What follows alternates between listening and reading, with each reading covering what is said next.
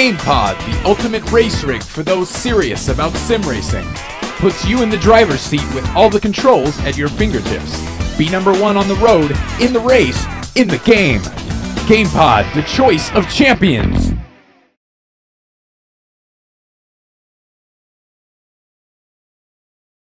Good evening, everybody, and welcome to another live and uninterrupted coverage of another Touring Pro Series broadcast, and it is for the another round of the Virtual Clio Series Season 3 here at the Varano circuit in Italy. Quick introduction to the commentary team. I am Scott Woodwiss. Alongside me once again is Mr. Liam Jenkins. So first off, Liam, how are you doing?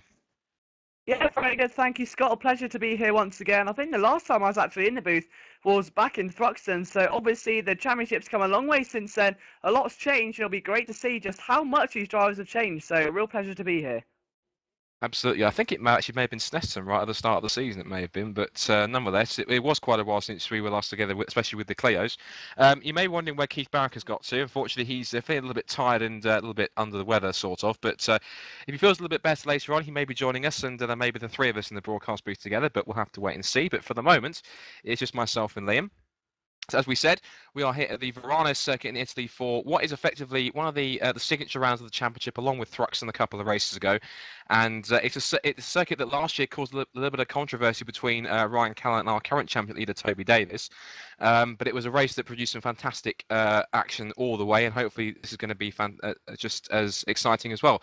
Just quickly note, we've got about 8 minutes to go left in the what I believe could be the practice session before we move on to the qualifying. But before we do that, we're going to go into the standings. And looking at how it's in the championship, how it's standing right now. There you see on your screen is Toby Davis currently leading the standings with 214 points, ahead of his teammate Chris Butcher in second with 182. Now, quick note on Chris, we're going to mention quite a little bit later on, is that he was due to be absent this race because he is, of course, heading off to Abu Dhabi this weekend for his prize for winning the Red Bull Gristas competition. And obviously, congratulations again for him for that. But he's actually found a rather novel way of competing tonight, and we'll even post it up on his Facebook, and we'll get to that in a second. Third in the standings is John Monroe, the Scotsman, in third with 154 points. He's ahead of the very flying day and our own Kimi Räikkönen, if you like, of Touring Pro Series, Jesper Talborg, fourth with 132. And then it's got Gary Lennon, another Scotsman, in fifth with 108 points. And then rounding out the top 10 is Dan Allison in sixth with 102, Chris Hack in seventh with 95. The Portuguese driver Miguel Neto with 80 points, Darren Adams in ninth with 61, and Cameron Bogdan, who isn't racing tonight, with 59 points. In the team's championship, it's an all THR dominance at the moment. THR Orange currently lead it with 346 points. That is a huge, I'm trying to do some live maths here on the spot. That's roughly about a 127 point gap, I think that is, to THR Red in second with 219.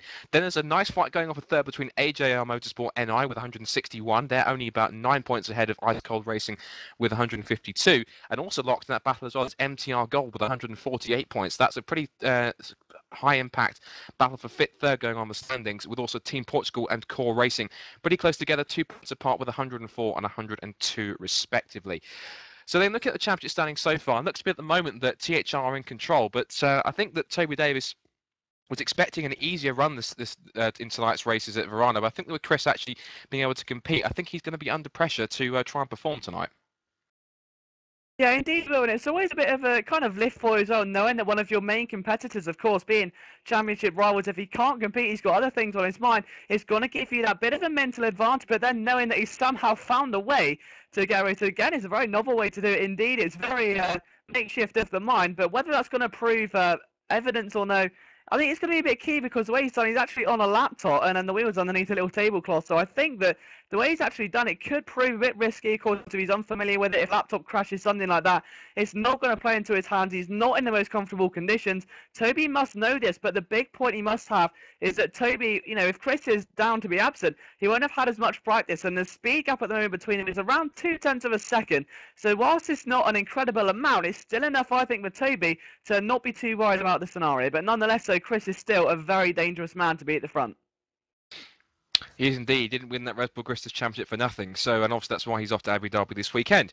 As you said, of course, running on the laptop, that should be pretty intriguing to see how he gets on with that one. Obviously, I've done a little bit of sim racing myself very temporarily with a laptop, and it's pretty difficult when you have to try and, especially since the laptops these days, they start to get on the same spec as some gaming PCs, but nonetheless, if you just on a bog standard laptop, which has got a fairly decent processor on it, then you have to kind of make do with what's what, and Most sim races are pretty committed, and they'll find any way they can to try and run races. But nonetheless, good to see Chris actually taking part tonight. A few more names that we've got to mention that are either returning or making their debuts tonight. And one is probably notable you're seeing in the time in third place is this man here, Ryan Callan.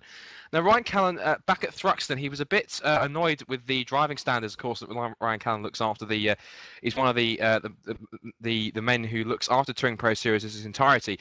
He was quite ticked off by the driving standards back in Thruxton, which caused the rounds at Poznan to be running two separate divisions. That's been changed, so he's now got one whole division tonight, and Ryan Callan's had a bit of a change of heart because he's now back in the Touring Pro Series racing Clio. He's third quickest at the moment with a 1:17.282, so only fractions behind Chris Butcher.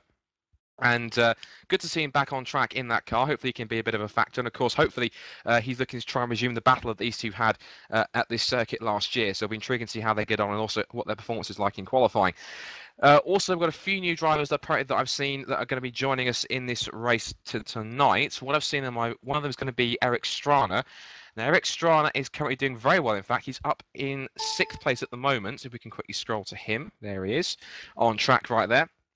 Currently 6th for the 1:17.506. He's only 0.03 of a second behind third place man of the championship, John Monroe. So he's immediately making impact there. He's in the Opta Motorsport car. That's the blue, black and white machine there on your screen. He's just ahead of what I believe looks to be Ryan Callan, I think. At least it's one of the TPS cars on the track anyway. And he's been pretty quick. Looking at some of Strana's achievements, he's a new driver. He's impressed in pre-season, and also he managed to score a podium in the V8s. He was up with the top guys in the pre-season, but he couldn't do the first half of the season due to not actually making the qualifying. But apparently he actually hates this circuit. He's been struggling in practice, but at the moment with the speed he's showing in 6th, doesn't seem that the track's slowing him down too much tonight, Liam, at the moment.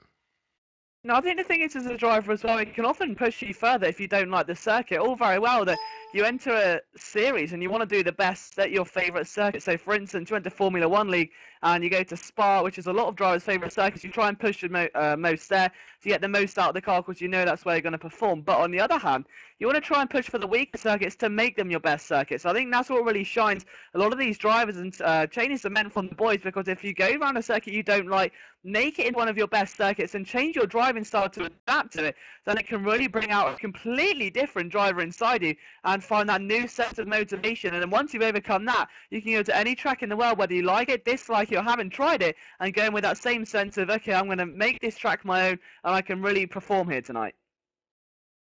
That's absolutely the case. We're just on board with John Monroe here at the moment, in 5th place, just to give you guys a bit of a flavour of the circuit here before we go into the other cars. Now, that first chicane has got very high anti-cut curbs on the inside, so I'm pretty sure we're going to see a lot of curb hopping over number 2. Now around the turn 3, which is called the Parabolica.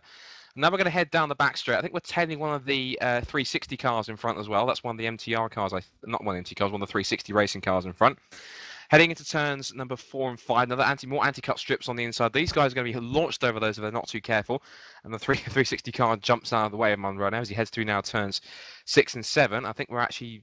Oh, he seems to have lagged out, so whether or not we're having some problems or we're restarting the session. Let me have a look at my screen here. We're going to the next session already, so it looks like we are going to go to qualifying, as it is now the time to do so. And... just moving on in a second, but this circuit, it's a circuit that's got some very fast sections, but it's got a lot of technical kind of almost 90-degree corners. So I mean, these guys obviously going from the race last year, Liam, these guys are going to have to really be careful, especially over those curves, because that not only could it possibly get them into contention for getting penalties, but at the same time it could also lead them to get some serious damage. I'm particularly thinking of suspension, because they're going to be having some pretty hard and rocky landings off of those anti-cut curves, don't you think? Oh, absolutely. I mean, those curves are extremely high, and I think as well, just if you go off of a circuit, which is very fast, very flat, onto a circuit like this, especially with the tensions being as high as they are, you look at how close Butcher and Davis are, and together, not saying they're going to make mistakes, but they're around 2/10 apart at the end of practice. So, I mean, I think that you never know. We could see a couple of incidents here, and if we do see incidents, they could prove more vital than any other we've seen this season, just purely because of the nature of this track and the way that the actual anti-cut strips are placed on the track can really implement the actual, say, the suspension, the drive shaft, anything like that can really take a beating here today. And it's going to be a case of maybe just trying to conserve the car and wait for the opportunities to come to you as opposed to trying to force it from lap 1. That's a very good point indeed. Obviously, I think we could possibly be seeing some rather eventful races tonight, especially with those curves. They possibly could be factors and could come into play, especially maybe with the championship leaders. We get a fight between the guys at the front. We could possibly be seeing some pretty hairy incidents and some rather hair-raising moments and some things that we'll probably have to scream and shout about. But no, well, let's just go and do some of the other drivers that we have that are new to the series tonight. We've got Ben Richards. He is related to Matt Richards. He's one of the MTR drivers. Now, these guys are brothers. What I've been told, apparently Ben is better than Matt, but of course we'll let you guys judge for themselves.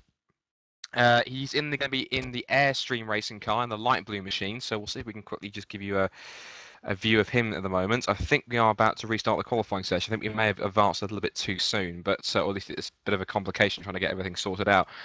We're going to move on to qualifying properly in just a second. If I can try and find where Mr. Richards is on my screen. There he is, number 22. And we'll give you just a quick look at his machine. So if we quickly bring this back up on screen there, and we'll have a look. And oh, that's not really worked. So we're going to quickly go to home. Let's see if we're going to look. In fact, there's no car showing at all, so that's pretty awkward. I need to have a look and see what's going on TeamSpeak. The game's froze. This is possibly having a bit of a couple of technical problems in the server at the moment. So the game's kind of frozen. So it looks like we're probably going to have to get these guys back into the server, possibly, or whatever's going to be happening. So what we're going to quickly do is give you an opportunity to just have a quick break here for a second. And we're going to play a sponsor video here, of course, for our sponsor, GamePod.co.uk. Not forgetting them, of course, because GamePod.co.uk are a very valuable sponsor to Touring Pro Series. They make the finest in sim racing rigs and sim racing equipment. And we're very, very privileged to have them on board. So thank you very much for GamePod's continued support. And of course, they are one of the leading brands out there, as we said, in sim racing equipment and sim racing rigs. So what we're going to quickly do is we're going to quickly pop this background on as we're having a few issues. I'll quickly pop on the trailer for you and also give you the Clio Series trailer again. And whilst we get this sorted out, we'll be back in just 2 seconds.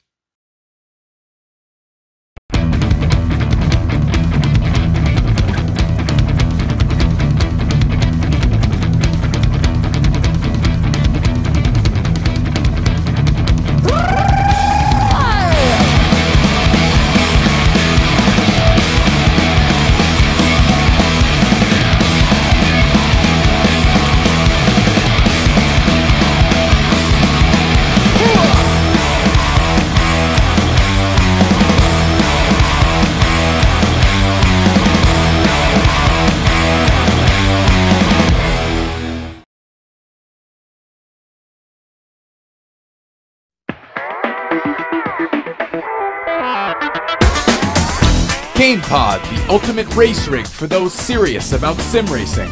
Puts you in the driver's seat with all the controls at your fingertips. Be number one on the road, in the race, in the game.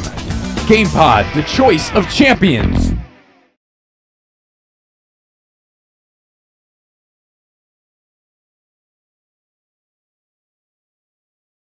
Okay, so welcome back to the coverage of the Touring Pro Series Virtual Clio Series races here, round 5 at Varano.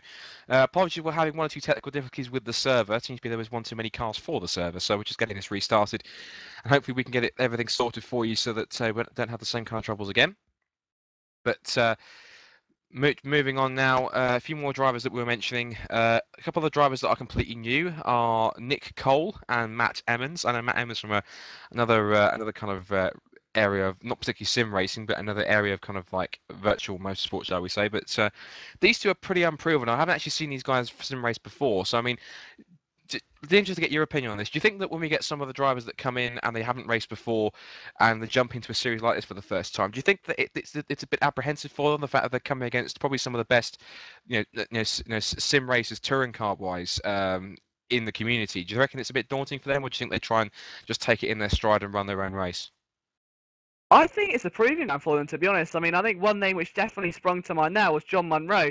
He came in at the start of this season and really had in some fantastic performances and got himself in a really good championship position. I think you've got some guys which come in, try to make their impression, maybe try too hard and maybe end their race prematurely or get themselves caught up in something. And then you get some guys which just prove it, and they just prove that they can compete on this level. So yes, it can be daunting, but some drivers actually use that as motivation and just push so much harder than they normally would. And they think, you know, if you've got someone like Jesper Talbot behind you, instead of darting out the way, you know, out of fear or that you wouldn't want to take him out, they'll give him a right good battle. They'll fight to the very end to try and prove their worth. And I think that's definitely what John Monroe's done this season. And he really has matured over this past season, not just in the Clios, but across all divisions of sim racing as well. So really nice to see a young talent coming through. And I'm sure we could see a few more in the near future.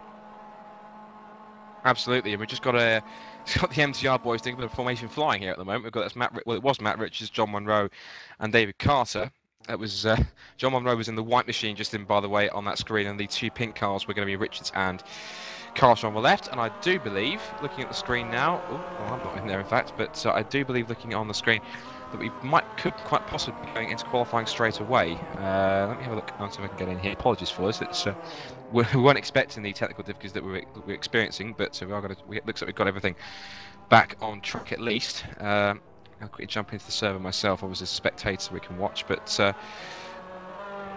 we already discussed these new guys. Now, obviously, moving into the championship fight. Some of the guys that look pretty quick in practice so far.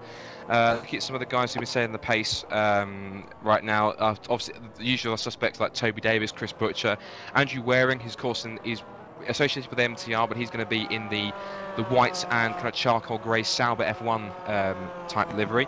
Eric Strahan, of course, in his debut is looking pretty quick. All the likes of Gary Lennon, we've mentioned John Monroe, Scott Sovic, Bradley Vanyan, Jonathan Mottram, and James Johnson, of course, who's another guy who's associated with THR as well. These guys have looked pretty good. As we're now, I think we are in the 10-minute qualifying session now, because you see the queue just in front there. So we'll see if we can catch a couple of guys who are on track doing some laps. We'll see. I did see Matt Richards. Here he is, number 5 in this wonderfully luminous pink and black machine as he's heading on to do a hot lap then. And we'll keep track of that, and we'll rotate the standings as often as we can. But Liam, usual suspects that we've seen throughout the season compared to the standings. With the nature of the Varano that it is, it's a very technical and twisty circuit. And we talked about the anti-cut curves. Also, there's also a fairly narrow circuit as well. And based on what happened last year, do you think that obviously the kind of battles and the controversy that happened last year, do you think that'll be fresh in some of the drivers' mind, or do you think they'll be have moved on from that one? Do you think they'll be going on to obviously it's a new year, so it's a new race weekend, and they'll be just focusing on that instead? Do you think, like I said, do you think that 2011 is going to be still fresh in their minds? I think that for a few of these drivers, the events of last season's spectacle will still be looming quite large over them. Maybe a few of them that caused the incidents will be feeling a bit heavy going into this race, knowing that they have to try and recuperate back from that and prove they can race on this circuit, and mainly for yourself as well. But I think last season, a lot of guys definitely learned how to race this circuit for once. I mean, especially with the field as well. You've got roughly 34 cars competing, and it seems hard at one point to actually get one car around alive. So maybe I think we could see, instead of just a few battles or incidents which could easily be avoided, well, I think we're going to see a lot more pack racing. And what I mean by that is maybe 5 or 6 cars just constantly in the slipstream, maybe dirty, and then the opportunity is going to come, and maybe one of those tight left-handers like we saw Matt Richards go through there, and just maybe a couple of sly opportunities which you wouldn't normally expect. And I think apart from that, I think we're going to see a lot more closer racing than we saw last year. Well, the circuit itself, of course, we'll just give you a bit of information about the circuit. It's a very good point, in fact. Obviously, they probably may still be thinking about the events of last year, but we're going to try and find a couple more cars that are out on track at the moment, as I managed to get into the server myself. Currently quickest has gone Jesper Talborg for THR. He was in Division 2 last time, thanks to his antics in the back at Thruxton. But trying to find some more drivers on track that we can follow in just a moment. Apologies if it's a little bit. I haven't done cameras for a while, so apologies it's a little bit all over the place in terms of the the quality of the camera work. But I'm going to try and muddle through as best we can. See if we can find another top class driver on track. I do see that we've got Chris Butcher out there currently. He's 27th in the standings, so we can quickly switch to him as we move through. And whilst we're doing that, as he's getting ready for a lap, he should be seeing Chris Butcher there. Oh, there he is, just popping through shot there. And he's actually got his teammate behind him in the other THR red machine. And if I'm not mistaken, I believe that's going to be James Johnson behind him there. Indeed it is. So those two are going to be heading out and doing their thing. Oh, and James Johnson promptly throws it off in the background. So, well, that's one way to heat up your tyres, but I think it's probably going to ruin them in the process if you're going to go and do a lap. So it really has compromised James Johnson already. But we're looking at Chris Butcher here. So, as you said, wasn't expecting to race this weekend. We weren't expecting to race in this weekend's event here at Varano, but he's managed to have the makeshift makeshift solution with his laptop, and I think we might be getting some lag on screen as well because his car's promptly disappeared. So Davis should be coming back in a second. Where's it gone? Oh dear. Chris oh, there it is. It's come back. And there's a bit of lag on our screen, but it's come back now. So we're going to go with Chris Butcher. We're going to go on board with him actually on the bonnet camera here. And again, his car's disappeared. Where's he gone? I think we're suffering a little bit of lag here, but doing the best we can. Ooh, chucks it into the first chicane. Bit too much on, much of a slide on the first corner there, and managed to leave the anti-cut on the second. And then heading up towards turn 3 now. And in fact, apologies, this is actually Chris lagging himself, so possibly could be. Do you reckon that's going to be a consequence of him running on the laptop, Liam, that he's suffering lag at all? It could well be. I mean, it's been in fact. I mean, I started sim racing on the laptop as well. I know how hard it can get, and obviously, depending on the spec of the laptop, it can actually influence the race. I mean, he's got to be a lot more conservative this race. Yes, he's got the pace. Evidently, we saw that during practice, but I think that if we're going to experience internet issues like this, where the connection isn't holding up because all the actual memory being used is going to try and hold rFactor up and running, we could see maybe try and run a bit conservatively, or maybe even drop out of the race, which for Toby means great news, but for Chris, after having to try and find a makeshift way of putting this together, is not the way he wants to go. But Callan is the man who's going in the right direction right now, currently fastest through that first sector, that currently sits in 34th, having not set a lap time. 4 minutes left of quali session. Let's see what he can do. Of course, this is only a one lap one. Let's see what Ryan can do then as he comes in towards the end of that. He's 2/10 off though, so he had a great first sector, lost a lot of time through the second. So as he comes in towards his final sector now, then see what Callan can do on his return to the Clio Series. He'll be looking for a good result today, maybe trying to get it in mix up there with the likes of Chris Butcher and Toby Davis. It'll be great to see him split those two, all three Brits dueling over a race win. Will be some spectacle as he now comes down the start finish straight. Where will this slot him? 117.2 is Paul. He goes fastest, a 117.239, and that is an absolute blistering time there by Ryan Callan. What's intriguing though is there's been a couple of whispers that guys have actually set 1 minute 16 times. So that's not the fastest time apparently that we've seen so far, but he's definitely someone that is going to be up there in contention for pole. Of course, he has taken the quickest time, as you said. So it's currently Callan and Davis on the front row, TPS and THR locking out the front row. Looking to see if I can try a couple more guys that have worked pretty quick that possibly could be setting a time at the moment. I can see that John Monroe is out on track, so we'll see if we can quickly just get to him in a second. Move forward, and there he is, John Monroe in the MTR machine. So currently, let's run down the standings that currently you see on the screen. So Toby Davis currently sits top with a 117.281, and he's about half a second. I can see he's about half a second. It's actually 116.9 by Toby in practice. So that was his fastest time. So I believe he's the only man that's set a 1 minute 16 time, which is pretty incredible by that standards. As Monroe at the moment throws the car into turns 4 and 5, he's down by just almost a quarter of a second. So this is looking pretty intriguing now, and apparently seeing some of the times, the times have all changed around because I'm seeing a couple of different, where they've all switched around again, because that's looking pretty odd. Gary Lennon, in fact, is top now.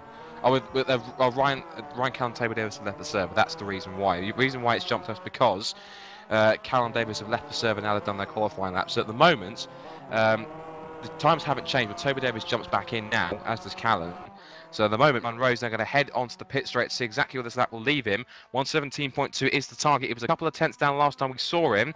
He goes second, well, for the moment, second. That'd be actually net third place. 117.601, because of course it's Ryan Callan that set 1 minute 17.2 also. So currently at the moment, as far as we can see, it's Davis from Callan who needs to rejoin the server. Monroe is third with Talborg fourth. And just see if we can quickly just find a few more drivers that are out on a lap. One of the top guys that you can see, I think, is going to be Andrew Waring. Yes, Andrew Waring is currently on a lap on an out lap here, so we'll come with him. You see him there in the Sauber F1 tribute livery. He's marked as an independent on our standings, but he is in fact associated with MTR. They just haven't been able to change the paint job around on that machine, so he's associated with the MTR outfit. And Waring himself in the past couple of races had a pretty decent couple of runs. He'd had a fairly decent time at, he'd gone to one of his first podiums in Thruxton in race 2, I believe, from what I remember. And of course he did particularly well battling up through the field in Poznan. So Waring's definitely managed to come on as a pretty decent driver as he hops through turns 1 and 2 and misses the anti-cut there. I'm pretty sure we're going to see that as we were talking about earlier on with the anti-cuts. We're going to see quite a few drivers cutting that and launch themselves over there, which is definitely going to give us a few talking points, and that could definitely end some people's races early, whether through contact with another driver or causing some damage to the suspension. As we see Waring now heads down the back straight. We're going to go on board with him now on the bonnet camera as he brakes then down towards turns 4 and 5 and just brings the car in. He's down by only a tenth of a second or so, so at the moment, in fact, sorry, it's Callum from Davis, excuse me, I've made a bit of a mistake, I got the two guys mixed around. So Callum from Davis currently top. So at the moment, this time will put, as far as I can see, it will put Waring third fastest. But he heads down towards the end of what's called the X corner. Now usually that's kind of a little chicane there, and he's lost a couple more hundredths of a second, so he's still about a tenth and a half down, but we'll see exactly how he figures as he heads through here. Waring, who's been improving in the last 2 races, as we said, definitely looking to see if he can try and get himself amongst the front row.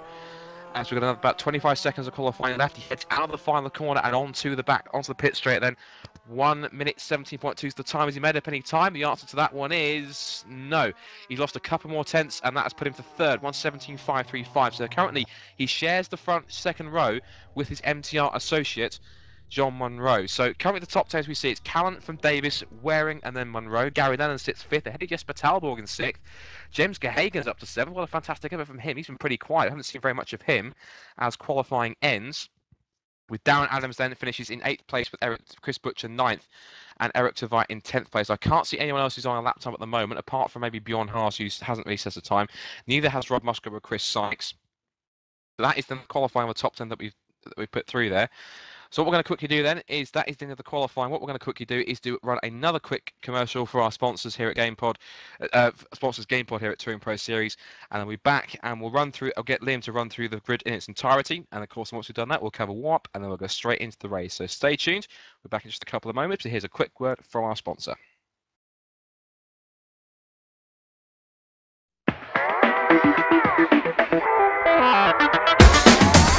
GamePod, the ultimate race rig for those serious about sim racing. Puts you in the driver's seat with all the controls at your fingertips. Be number 1 on the road, in the race, in the game. GamePod, the choice of champions.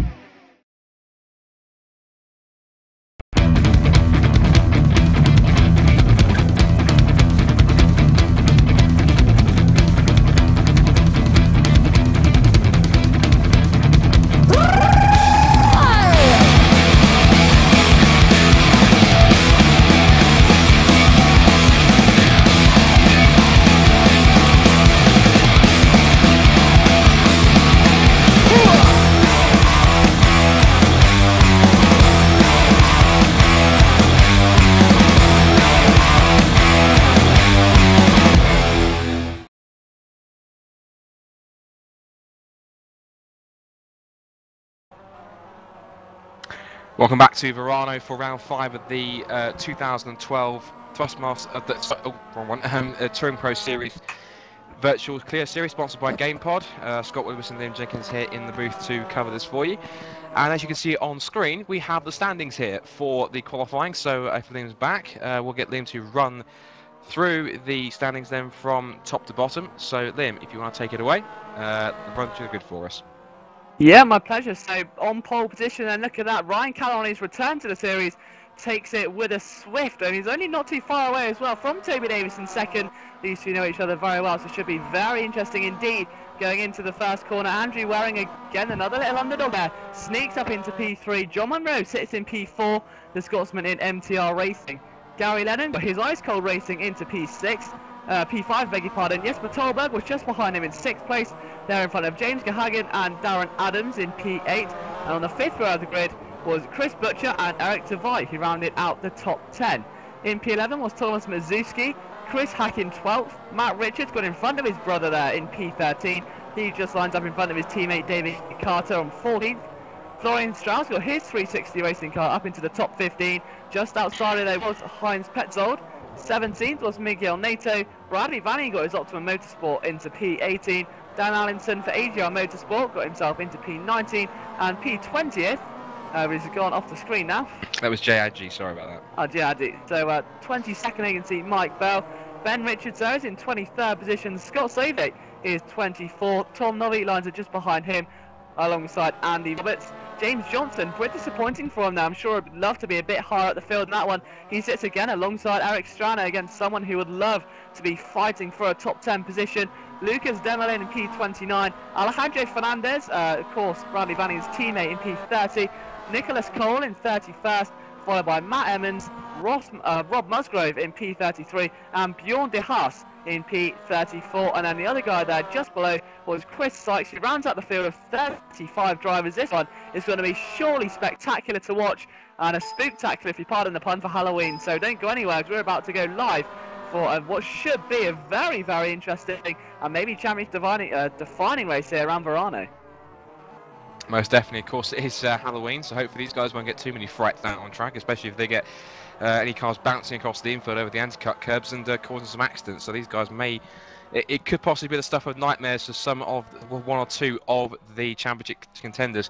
I think really we have to talk about the point. Obviously, yes, obviously he's running from a laptop, but really it's been a bit of, that qualifying was a bit of stuff of nightmares sort of for Chris Butcher, because he's down there in around just in the edges of a top 10 in about 9th or 10th. So that really wasn't the best qualifying session, but of course, as we said, he's making the best of it's not really a bad situation, but he's had to make do with the best that he can with obviously the equipment that he's got at his disposal at the moment. But do you think that obviously with him down there near the end of the top 10, it's going to cause him a bit more pressure to try and perform and get some more points? Because compared to Toby, he's had a pretty much near perfect qualifying session. He got himself onto the front row.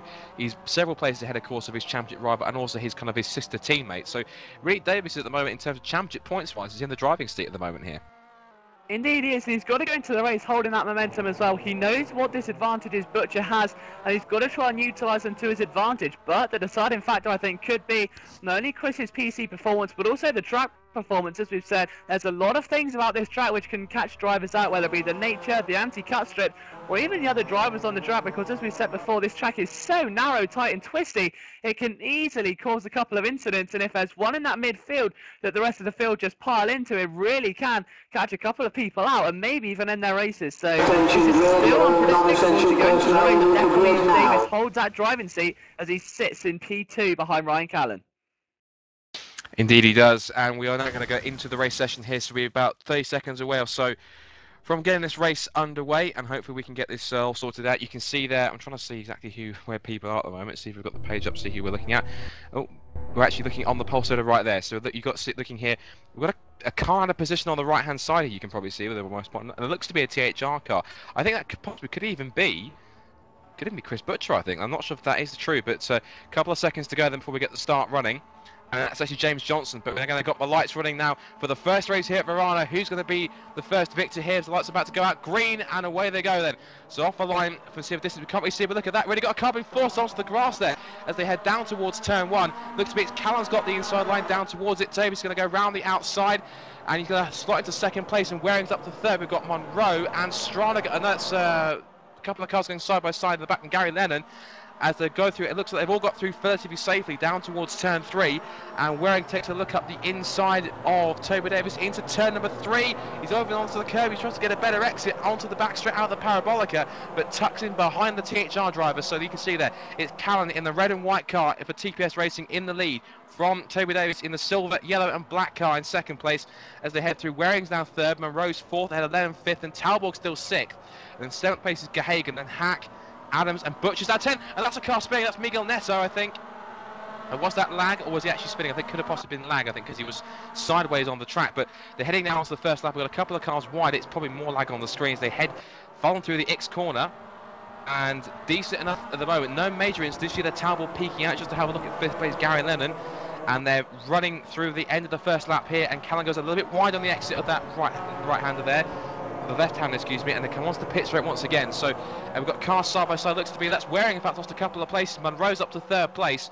Waring's down to fourth. He's now in the tow now, but across the start and finish line they come across for the first time. It's Callan from Davis. Monroe third, and now here comes Davis up the inside of Callan into turn number 1, but he wasn't far enough alongside on that occasion, and he slots back in. So it's still TPS leading THR with MTR in third place, and at the moment it seems to be that Callan's on the driving seat, but that looks to be, for this nature of this circuit, a pretty clean first lap so far, Liam. Indeed it is, and that's exactly what I was talking about in qualifying as well, and even the warm-up, that this pack racing idea, that because of its tight and twisty nature, you can see there on board taking a look at John Monroe, who's got Gary Lennon right up behind him now. Tolberg's got himself up into fifth, so could very well be a dark horse here today. Look at that, Monroe goes a little bit wide, Lennon almost looks up the inside, forced on the outside for that next corner though, but that somehow Monroe holds on. But they're racing in a massive pack, around 4 to 5 cars, they're all snaking round. Lennon reluctant to get off the rear end of John Monroe, tries now to look to the inside, doesn't have enough momentum, and this track just does not offer many overtaking opportunities. You can see Toby Davis relentless trying to catch Callan out front, and he's crawling over the back end of him, and he just cannot find a way at the moment. Callan defending gallantly, but it's just not going to be enough. I think Davis is looking very feisty right now as they come round to complete another lap, but still that order remains the same as they pull away from the cars behind. Indeed, and there's actually one name that I've actually spotted that isn't up there so far in that spot, and that is actually in fact Chris Butcher. I'm not quite sure where he's gone to. He's right the way down, he's down in 31st place. He's obviously been caught up somewhere in an incident somewhere. Didn't see it on camera unfortunately, but I'm not quite sure what at all's happened to these guys, what Chris Butcher told, but that is the worst possible scenario, to be right there down last and 31st. So something's happened to him on track. We'll have to get a word with him possibly at some point near the end of the programme when we go to the driver interviews. But we're seeing here at the moment still Davis chasing after Callan here, but looking back behind, you see now Monroe's starting to distance himself a little bit now from Lennon in 4th place. Then we've got Talbot under massive pressure from Andrew Waring, and there's more contact behind. I think that's one of the core racing cars to getting together.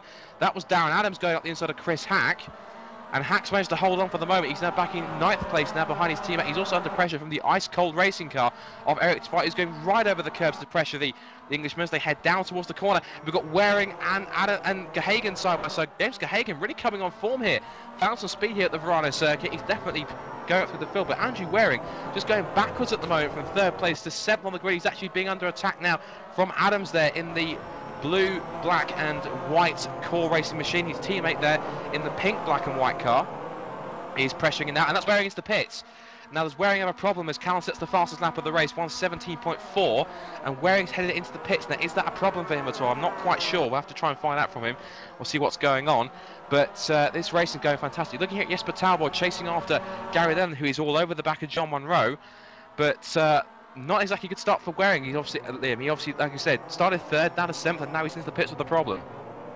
Yeah, and it could very well have been a consequence of maybe going over one of those anti-cut strips, or it could have been a drive-through. It's a 9-second pit stop, so very well could have been a minor change on the car. And unfortunate stop there for Waring. We'll see what he do. He was looking feisty, and that's very hard charging there. Gary Lennon again, this rear view of John Monroe proving for some excellent viewing as Gary Lennon's just being absolutely relentless right now, but cannot find a way through.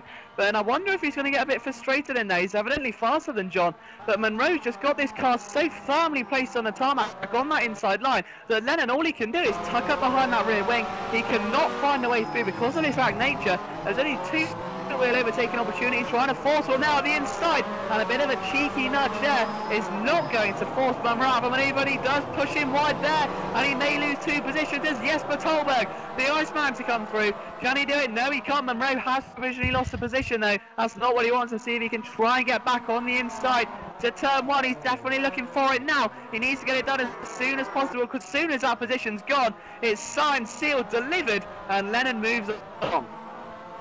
Excellent stuff from the Scotsman. Gary then up into a podium place then. So this is a fantastic run so far for Ice Cold Racing, but of course he's got a very temperament John Monroe, his fellow Scotsman behind him in 4th. And Jesper Talbot, of course, we said TPS's resident Iceman. Doesn't say very much. He lets his driver talking on the track. He's definitely doing that now, pressuring away on the back. Actually looking back on board now with Tolberg, looking at John Monroe as he goes through. And you can see just in front there, you can see that his teammate Toby Davis is actually starting to fall back at the moment from Ryan Callan. The gap's now 1.6 seconds, you can see on the screen right there. And I'm going to quickly look back at, you can see some of the cars in the background coming through. That's obviously James Gahagan he's pulled away in fact from the pack of cars behind him. And that's Gary Lennon sideways. Maisie C spun! Gary Lennon loses the back end of the car into the next corner. We need to see a replay of exactly what happened there, because, well, the replay key, oh goodness me, I'm trying to find out what the replay key is now, Jesus Christ. Oh, there we go, I found it, no, that's fine. So we're going to look back at this here. Now, what exactly happened here? I think he just lost the back end of the car, just obviously under braking, and that's Gary Lennon, unfortunately, is down to a couple of cars off in the background as well, I think. And actually, that's Gary Lennon, I think, he's not out of the race, he's carrying going. So that's a little bit embarrassing for Gary Lennon. He's actually behind his teammate, it looks like, in front of his teammate, Eric Tveit now. So the 2 ice cold cars teammates there are battling away, and they've also got Mike Bell as well in another ice cold racing car. So those three just tagging along together, but that really wasn't very good, because he went from hero to zero there, Gary Lennon, third place, and then he dropped it a few corners later. Indeed, and I think that, well, the main priority there was that every other driver got through safely. It's a very awkward place to lose the car.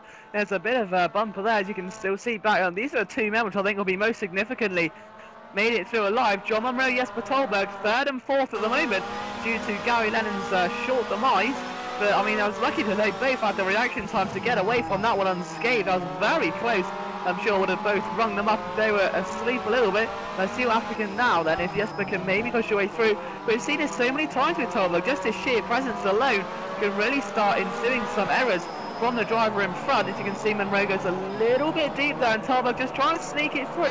Not necessarily going for a manoeuvre, but just parking his car in the right place, that if there is a bit of a mistake, like what happened to Gary Lennon, then Tolberg can just sweep through, no questions asked, no damage to the car, and take the position. And Monroe knows that though, and that's what I was talking about earlier, Scott, is that Monroe's come into this season now, and yeah, it's some drivers that would come into this would have quite happily moved out of the way for Jesper Tolberg just because you don't want to take him out. But Monroe's really giving this a hard-felt fight for. He's not going to give up without giving him a fight of his lifetime as Tolberg gets a little bit sideways there.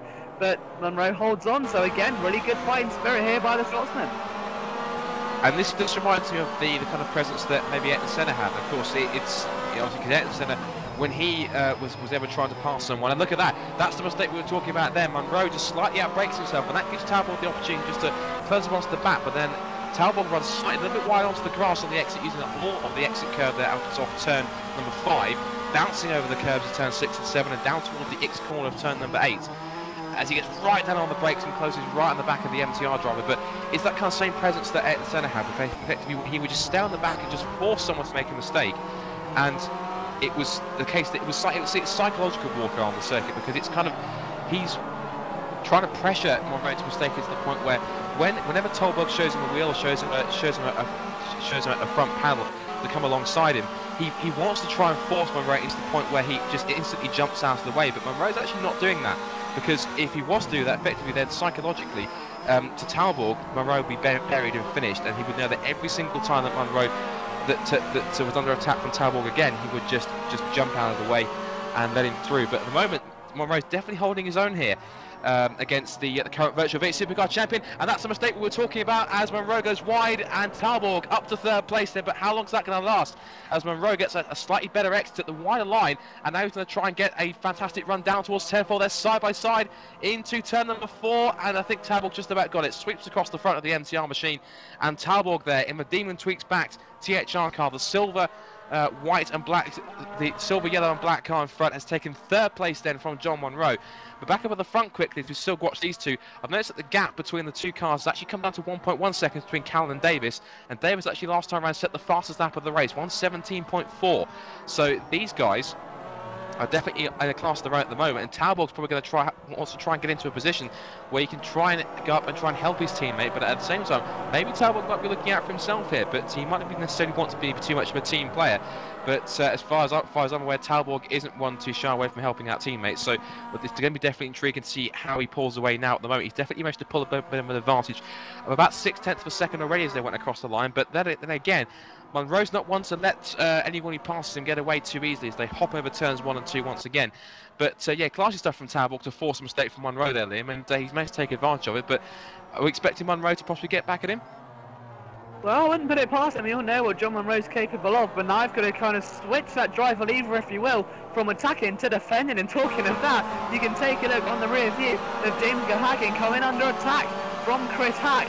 There's that rhyme there as he tries to put that pink machine past him, but he just can't get it done. What we were talking about there, that almost that train has allowed actual Gary Lennon to come back into this. He's now currently P8, so pushes his way back through the field, got past his teammate. You can see Tveit in the background trying to cling on to this one, but it could not be the end of the world here for Lennon. We'll see what he can try and accomplish by the end of this one. But back to John Monroe, he's already dropped way back. He's around 0.6 away already, so it's obvious that Jesper was faster. I think it's obvious here that Chris Hack is faster as well. But right now though, John's got a bit of a safety gap. He's around 3 seconds clear compared to the guys just in front and behind him. So I think right now, as long as he's in that safety bubble, he can just keep his car planted on the track. He can bring home a nice top 5 position. But if he does make a mistake, he's got a horde of hungry cars just looking to try and take that from him. You've got at least 4 there, all jostling away right now. As you can see, again, Chris Hack looks to the inside, but just nothing there just yet. He's weaving all over the back end, trying to find some extra momentum as they go over that very tricky bump indeed. We've got some side-by-side action there just behind. Of course, that is Gary Lennon and Darren Adams going at it, and again, Darren Adams actually starting to hold on to that one. So again, great action here from Varano. Hack again just tries to get out the inside, just nothing doing yet, and he's got to be getting so frustrated right now, knowing he's got the pace but just cannot quite convert it into a manoeuvre. I think at the moment, I think Hack might result to giving a bit of a shove into turns 4 and 5. I looked at it just from the rear, what I could see there, but he's definitely putting Gahagan under pressure here. Gahagan, I'm not actually seeing too much up the front, but he's definitely taking the fight to the regulars up here as Hack is going all over the back of him, and he pokes out just a little bit there to go to turn 8 into X corner. Tries to get a bit of a better run on the exit, and he's just about trying to go on the outside, use a bit of the exit curve, and behind Leonard and Adams do the same. And heading into this kind of this double apex left-hander, then we head into turn number 10, or turns 9 and 10, then into turn 11, and head on to through turn 12 onto the pit straight. So now then, as they flick onto the pit straight once again to begin lap number 11, you can see that that's just it's Talbot pulling away from John Monroe now. The gap is now about 1.5 seconds between this lot. Then Gahagan and Chris Hack, who's about 7/10 ahead now. There's the gap. It looks a lot closer than that as they flick once again through turns 1 and 2. And these guys all together pretty much. You see the Gahagan in the black and red machine. Behind him, Chris Hack in the pink, white and black car of the Core Racing team. And then just behind, of course, we've got in the first of the Ice Cold Racing cars, Gary Leonard, recovering from his mistake earlier on for Ice Cold Racing there. You can see him there, the third car on the shot to the far right, the Ice Peak sponsored car. And then just behind you can see there is another Core Racing car. That's the blue, black and white car of Darren Adams in 8th place. Now another car driver we've got to watch out for, so you see another 2 of the Ice Cold Racing cars there of Devite and Mike Bell, is this man here, Andrew Brennan. Remember, he started 3rd on the grid, dropped back to 7th, and then I actually found out from one of the guys helping us on the broadcast, William Levesque, who's watching along with us. He actually found out he actually jumped the start from 3rd place, and that's the reason why. You can see he's using all the track and a hell of a lot more as he bounces over the curves there through turns 7 and 8. He's 6 and 7, definitely giving it everything he's got. Currently up to 11th place after his drive-through for jumping the start. And this is looking pretty intriguing. So Warren giving everything he can. He's got plenty of laps there. We're just coming up to halfway through the race at the moment. Let's give you a quick rundown of the order as the gap at the front has come down to a second. So it's been kind of toing and froing. These cars have been trading punches on trading lap times for the past couple of laps, and the gaps are down to a second. You can see just noticeably how close it is there. So it's Callan now currently leading from Davis in 2nd place. Talborg is now in 3rd place in the 2nd THR car. You can see him there. John Monroe there in the white machine for MTR is 4th. Then we still got this battle for 5th going on between Gahagan and Hack, as Hack now tries to get his nose up the inside. Just gives the rear bumper a little bit of a kiss there on the exit of turn 3, but he knows better to try and shove his way past, because after that will only get him a penalty. And now here comes Gary Leonard now, being very resurgent as he now darts out a little bit, has a look to the inside, into turn 4. And these 3 now look at that bumper to bumper. 1, 2, 3. You can almost throw a blanket over those 3 all together as they head now through turns 6 and 7. Bumping the tyres, hammering the suspension, but racing on. And into X corner, there goes Hack up the inside, and look at that. Hagan goes, oh no you don't, and just chops the front off of the Core Racing machine, and Gahagan carries on in 5th place for the moment. But now this has now put Chris Hack into a bit of a catch-22, because he's now not only trying to pressure Gahagan, he's coming under pressure himself from the resurgent Garrett Leonard. You can see him there, the car behind the pink machine there of Chris Hack. Onto the pit straight once again. The gap now actually at the front is down to less than a second now. It's a 0.7, and there are the leaders once again. We're going to go on the back camera here, the rear view camera here of Ryan Callan. The game pod wing on the back, you can see there the very menacing presence of Toby Davis, championship leader for THR in the Demon Tweaks back car, number 20, down the back straight. And these 2 actually are about 9 seconds clear of Jesper Talbot in 3rd place. These guys definitely the class to follow at the moment as they go past the bit of bumper left on the circuit there through turns 4 and 5 into turns 6 and 7. And these 2 seem to be pulling away and having the race of their own. So I mean, compared to what we had last year with these 2, the controversy they had, I mean, do you think, again, we said it'd be fresh in a lot of people's minds, but do you think it'll be especially fresh in these 2 minds, knowing obviously what went on last year? Do you think possibly that Davis, obviously, because apparently what I've learned, apparently he was the accused for what happened last year. Do you reckon he's going to be going to prove a point that he is not the racer that he was at this circuit 12 months ago? Oh, indeed, I think any driver comes back from that and tries to become a better driver. Let's see what Toby Davis can do here. I think we're going to have to come out to his point as Davis looks for another opportunity up the inside left as late as possible. Let's say cruise into turn one. Has Davis got enough momentum? Cullen slams the door shut and holds the inside line once again. It's going to take so much more for Davis to try and get past, but these two, two very well respected drivers, and they respect each other not just on the track but off the track. And Davis goes a bit sideways. How did he save that? I'll never know.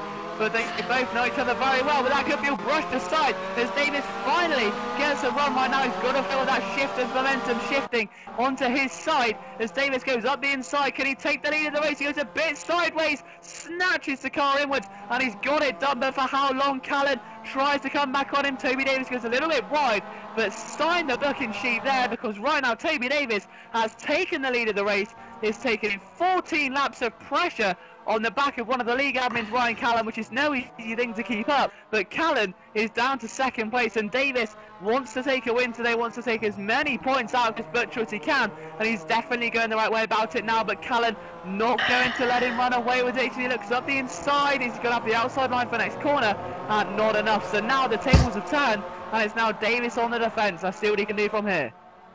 Absolutely, and you see Callan's already trying to go back onto the attack once again down the pit straight to start lap number 15 of his the first of two 26-lap races here. And Callan now thinking about a pass into turn one once again, but he's not far enough alongside her, is he? Oh, he's trying to force the issue through turn one, over turn two, they hop over the curbs, and also turn three. It almost looks like Callan's actually trying to bump draft Davis. He now got the inside line, thinking towards the parabolica. Is he far off alongside? David gets a bit sideways, and Callan's up the inside. So Callan for the moment has the lead back into parabolica. But Davis now, how much of an advantage is that going to? How much of an advantage now has Callan got from that exit? I think the answer is he's stuck away slightly, but Davis still getting into the toes. They're heading towards turn four. So these two, resuming their battle from last year, and they're absolutely going hammer and tongs at the moment. In fact, I'm pretty sure when Davis passed him, Callan get a bit of a biff in the rear, and just said, I'll teach you to try and pass me. I'm going to try and pass you back a few corners later. That's exactly what he did as he head down towards turn 8 into the X corner.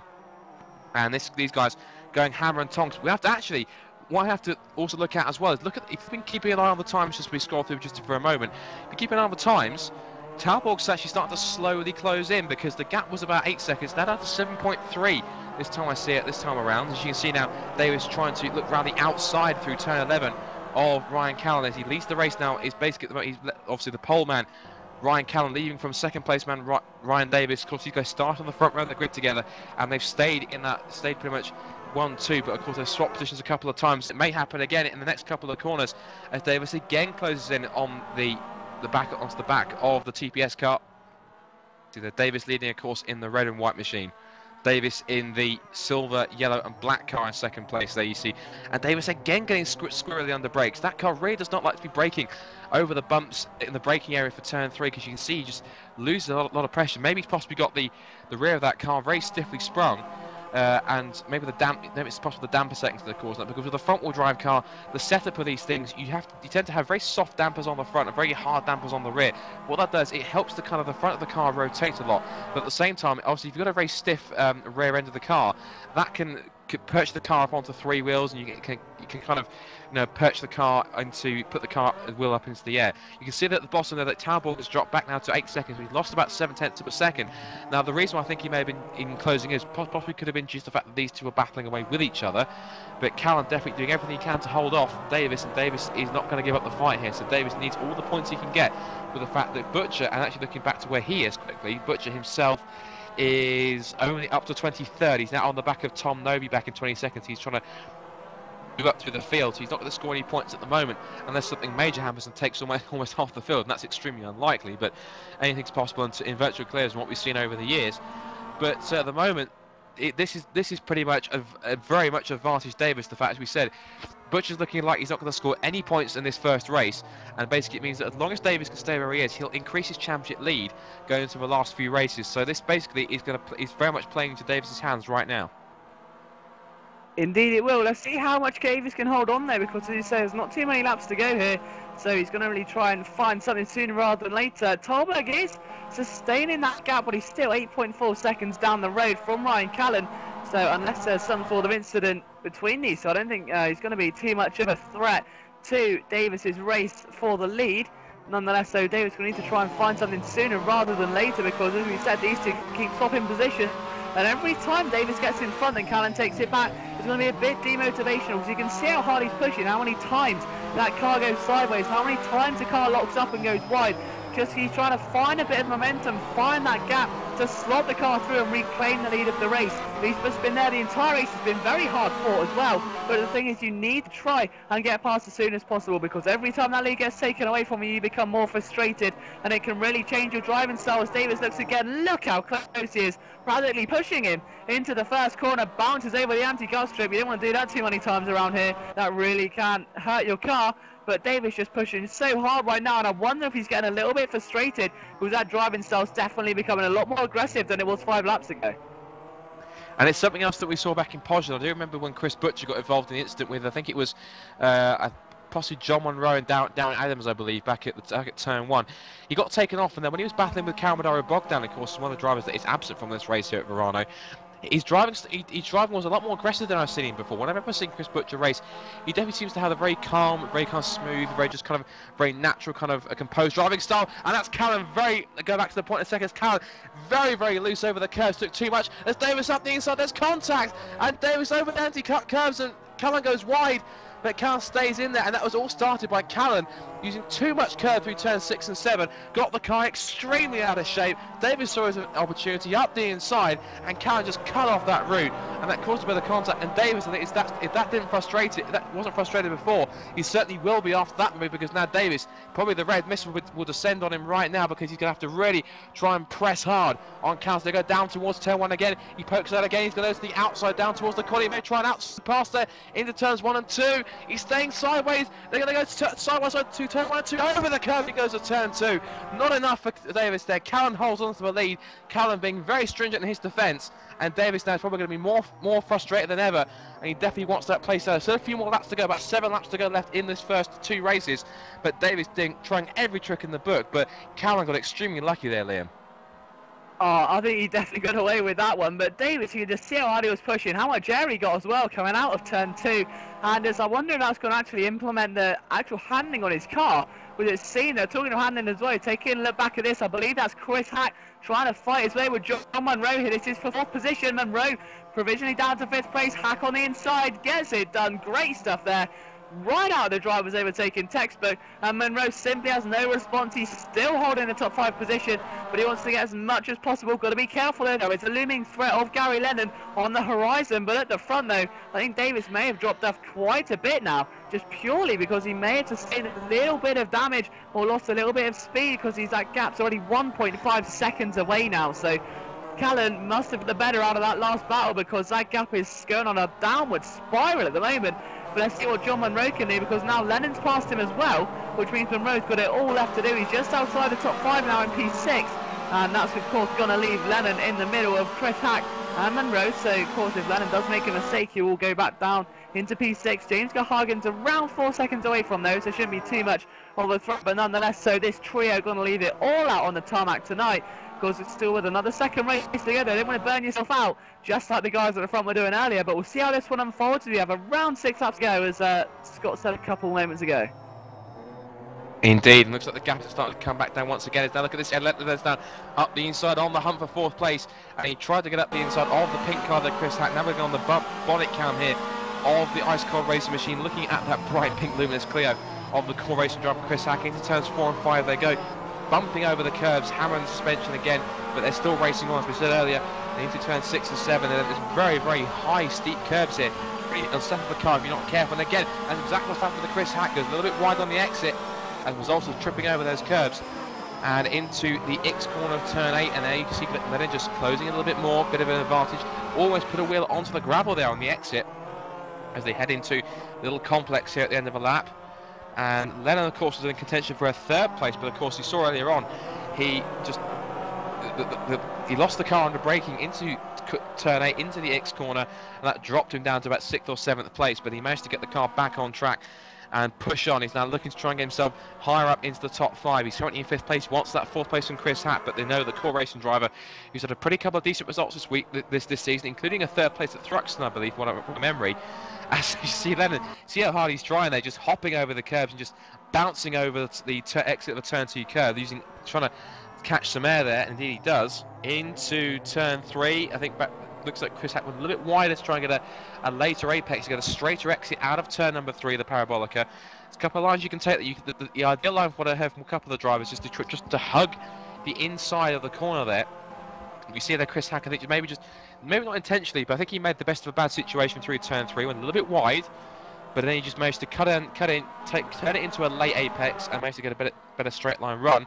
As you can see there again, hopping over the curves as turn 6 and 7, a fantastic spectacle with his little Clios. As again, Hack is under pressure from Lennon, as he has been for the whole of this lap, but Hack definitely pressing on, and Lennon is definitely giving him as much headaches as possible. Back up at the front, as we go into the last 4 or 5 laps, this is now Ryan Callan now leading now from Toby Davis. And Davis really, in the past couple of laps, since the contact between these two right here a couple of laps ago, hasn't really closed in. In fact, it seems that Callan now, in the last couple of laps, has a response for Davis and then some, because he's pulled the gap up to 1.6 seconds. So maybe Davis is losing a bit of pace to him. Do you think maybe possibly as a result of hopping over the curbs, do you think he possibly maybe could have, as we talked about earlier on, think he possibly could have caused some damage to that car? I think the chances are more than likely. I mean, we just saw, I'm sure there'll be definitely one for the highlight reel, just how much air he got off of that anti-cut strip. It was almost like he was going for some sort of rocket launch, because that car got at least a couple of feet off there. And of course, the impact of that landing is definitely going to provide some sustained damage, I think, to the underneath of Davis's car. And that's evidently shown in the gap at the moment. It was 1.3 a couple of laps ago.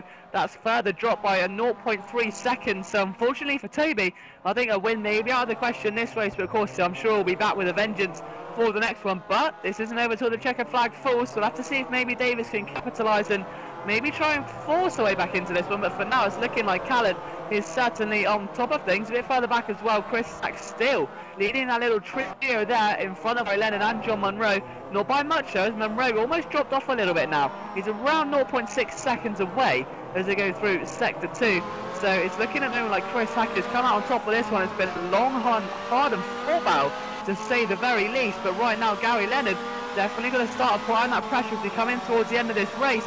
How badly does he want that 4th position? Because this could, in the end, implement his final championship position. That 1 point could be the difference in the end of these standings. So we'll have to see what happens as Lennon gets extremely close through turns 1 and 2. You can see how desperate now these drivers are pushing. They realise that time is of the essence and that lap time counter is against them, and therefore they need to try and get some sort of manoeuvre going, and very quickly indeed. Otherwise it could be too little too late. So let's see what Gary Lennon can do from here.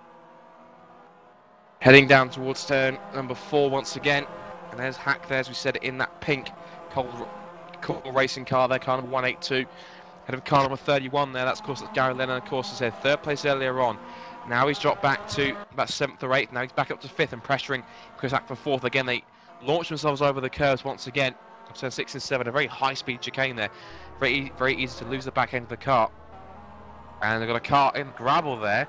And I think that possibly could be someone like Thomas Matsuska, I think, because it's the similar kind of colours of those two cars. Back up at the front here, then, gap is still 1.3 seconds, so it's stabilised a little bit. But it looks like to me that the tyres and momentum seems to be just Davis has lost his rhythm as a result of what happened earlier on. It might not necessarily be damage. It could maybe now be the tyres and just this momentum he lost a bit as a result of what happened a few laps ago. But Callan definitely showing that. The events of 12 months ago, where he caused a bit of controversy after the race with some of his comments, he's definitely putting those behind him, and of course, all the difficult times as well. Of course, earlier on the season when he did originally quit the series in Thruxton due to the driving standards, came back and changed his mind. Of course, for this event, he was missing for Poznan, of course. You can see there just a little bit in that first sector. You see that Callan's pulled out a little bit more. Davis getting very ragged again over the curves, as a lot of these drivers are regularly doing. Into turn 8 of X once again. And Davis doing everything he can. He knows that time is running out here. He needs to keep pressuring on and keep doing what he can. I think we're possibly coming into the last couple of laps. That's we're coming up to complete lap 24. So We're going to go on to lap number 25 with the penultimate 2 laps to go now. The gap in that last sector was down to 1.2. How much has it come down by now? Across the line these two go. Callan goes across the line. Davis does it as well. Gap's down to 1.1. So it's closing in slowly but surely. But really Davis needs to really just close it in a lot more than that. And if he's going to try and mount a charge and take maximum points away from this first race, he needs to keep on attacking and keep closing in, using the most of what he's got left in his tyre. So maybe with a couple of laps to go here, Liam, it's quite possibly might not be completely over for right now. This could all change in the next lap and 2/3 or so. Well, I think the vintage race, catching is one thing, passing is another, is definitely showing dividends right here today. I mean, we've seen how hard Toby Davis has been pushing. For around 15 laps, he's been trying to get alongside Callan, but Callan has just had no intention of letting Davis through, and it has enabled for one of the closest battles in the history of the Virtual Clio Series. But now there's a little bit of time left, as we say. They've got a couple of laps, and he's really flinging that car around right now, isn't he? Wrestling it all over the racetrack. But they've got to be careful. They are approaching some lap traffic now. This could open the gateway as that gap does come down to 0.8 seconds. The car moves off the racetrack very sensibly so. I want to step in between these two, because that's surely only going to end in tears. But right now, Callan's got to try and hold on there, but it shouldn't be too hard for him, providing there's no major mishap, because we've seen before it took around 15 laps for Davis to even make a manoeuvre, make it stick, just because of how complicated this circuit is to overtake on. So as long as Davis can maybe just try and force a manoeuvre out, then Callan should be able to hold this one. Absolutely. We're now heading on, I think, into the final lap right now, but we're on the final lap, I believe, at the moment, as we head through into the last couple of corners, and you can see Davis getting as close as ever there now, and that actually he's pulling alongside, in fact. That's alongside Davis. Davis going around the outside. It's a change for the lead. Davis is going around the outside of Callan. Look at this. Callan's trying to defend, and Davis has got it. Turn 3, last lap, and that is Davis into the lead here. Now, that looked to me a little bit too easy. Now, does Davis have a problem? We're claiming that Ryan's led him past. Now then, is that due to the fact that Ryan's not on the championship hunt, or does Ryan have a problem? Because Ryan is really slowing up here. In fact, he stopped! Ryan Callan is out of the race! He stopped up at turn number 5. There goes Talbot. It's going to be a THR Orange 1-2, and that is Ryan Callan out of the race on the last lap. Unbelievable. He's out of fuel. That is incredible, and that means that after a fantastic performance, it comes to nothing. Sadly for Ryan Callan, it was going to be a comeback victory, but instead, it's actually going to be maximum points for Toby Davis and the THR Orange in the championship. Round the final corner, and amazingly, Toby Davis, what a massive turn of fortune. Round the final corner, flash your lights, certainly, sir, across the line, weaves across the line, and he takes the first race here in the Virtual Clios. How about that? We said it wasn't over until the end of the race, and it certainly was the case. And the pass I thought the pass came all too easy, and it was in fact a problem. How heartbreaking is that? Third for Chris Hack, just ahead of Gary Lennon in 4th place. Battle for 5th is coming through now. It's going to be John Monroe will come across the line to take 5th. And then 6th, Mike Bell takes it from James Gahagan in 7th across the line. Also to go Andrew Waring up to 8th place after his drive-through penalty and start in 3rd on the grid. And we've got Adams and Strauss across the line. That is pretty incredible. I did not expect that, but how gut-wrenching must that be for Callan, Liam? He was practically literally about say 2/3 of a lap away from a victory, and suddenly a miscalculation on the fuel, and he has to stop at turn 5. How heartbreaking is that? I must be absolutely distraught as well, but he's got to really try and find the positives, and it's so hard to do after a result like that. I mean, he's got to go into race 2 knowing he's held that lead for so long and kept Toby Davis at bay, and he's got to try and use that to his advantage in race 2. But it's going to be such a disheartening moment for Ryan Callan to come into this series, not only take pole position, but fight so hard and almost reach the end and take the victory, just to be pipped at the final moment by underfueling the car. And an absolutely disastrous moment there for Ryan Callan. I'm sure we'll hear from him in the post-race interviews after the second race. Don't forget, we've still got one race to go. But a THR Orange 1-2, and they really are taking the Constructors' Championship by storm at the moment. And they're showing no signs of holding up at all, are they? Oh, most definitely. That's fantastic. We're going to quickly run another top 10 then off this race. So Toby Davis, last lap, takes the victory after an unfortunate circumstance. Takes Ryan Callan out due to being out of fuel. Ahead of his teammate Jesper Talborg in second place, with Chris Hatt taking a fantastic podium in third place. That was actually inherited. He was on for a fourth, but now third place is fantastic. Gary Lennon manages a fourth place after he originally spun, was looking good for a third place, but lost the car early on. Fifth place for John Monroe for MTR Racing, and sixth place for Mike Bell. Just told me started 22nd and finishes sixth. What a fantastic run that was to come up through the field and take that place and some valuable points. Seventh, James Gahagan, a very decent showing for the Team EOR car. Then Andrew wearing an eighth in the associated with MTR after his drive, who takes eighth. Dan Adams is ninth, and Florian Strauss rounds up the top 10. Some notable drivers up there. You're seeing Eric Strana was 16th, Optimum Motorsport. You can also see that Eric DeVite there, 12th. Usually one of the cars that's up near the front. Only can manage a 12th place finish. Chris Butcher, my point. Look at that, 17th, and no points from that first race. That's going to be a pretty key stat there. We're going to see if we can quickly just flick through and have a look and see if we've got any more drivers here. We flick down through the order. Only had, I think, 25 cars finished. So looking down here, we've got the likes of Scott Sovic, Andy Roberts, Jonathan Asserclinth, and also we've got Lucas Demolin, only finished 23rd, ahead of Ben Richards, who in his first race only made 24th, and David Carter rounds up with 25 cars that made the finish of that race. So what a fantastic, what an incredible race to finish off for our first round here. We're going to quickly take a quick commercial break to give you a word from our sponsors, GamePod, and we'll be back in 2 minutes to look through the warm-up and go ahead to head towards race 2. But wow, what a fantastic turn of events. Davis takes race 1. It's a 1-2 for THR Orange. Will it be a repeat in race 2? Join us back in 2 seconds.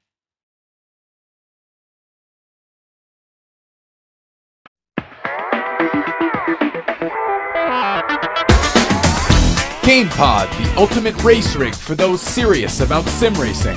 Puts you in the driver's seat with all the controls at your fingertips. Be number 1 on the road, in the race, in the game. GamePod, the choice of champions.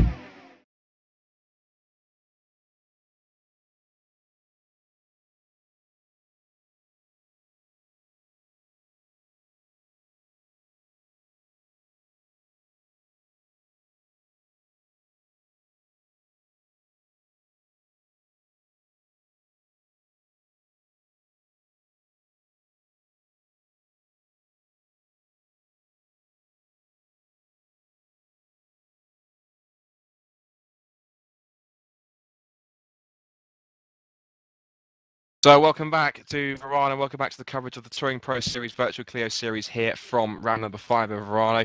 What an amazing finish to that first race with Toby Davis inheriting the win after Ryan Callan runs out of fuel on the last lap and gives THR a 1-2 victory with Davis and Talbot. I'm trying to work out the points here live on my screen because it's 50 points for win, 44 for second, 39 for third. So looking at my screen here, and looking just to working out on my screen at the moment, I believe that, looking at some of the points that are going through on the screen here, that Allison did he score any points? He's 11th on the screen as far as I can see right now. 11th nets you 13 points, so that's now going to be 13 points for Allison, which means that he will go up to 115. This is some live maths here, people, so enjoy this. Lennon is now gone to 108 points, going up to another 35 for fourth place. That then gives him 145. Monroe, if we can bring it on screen here, which I believe we're going to restart the weekend in a second, so we're going to quickly go through that.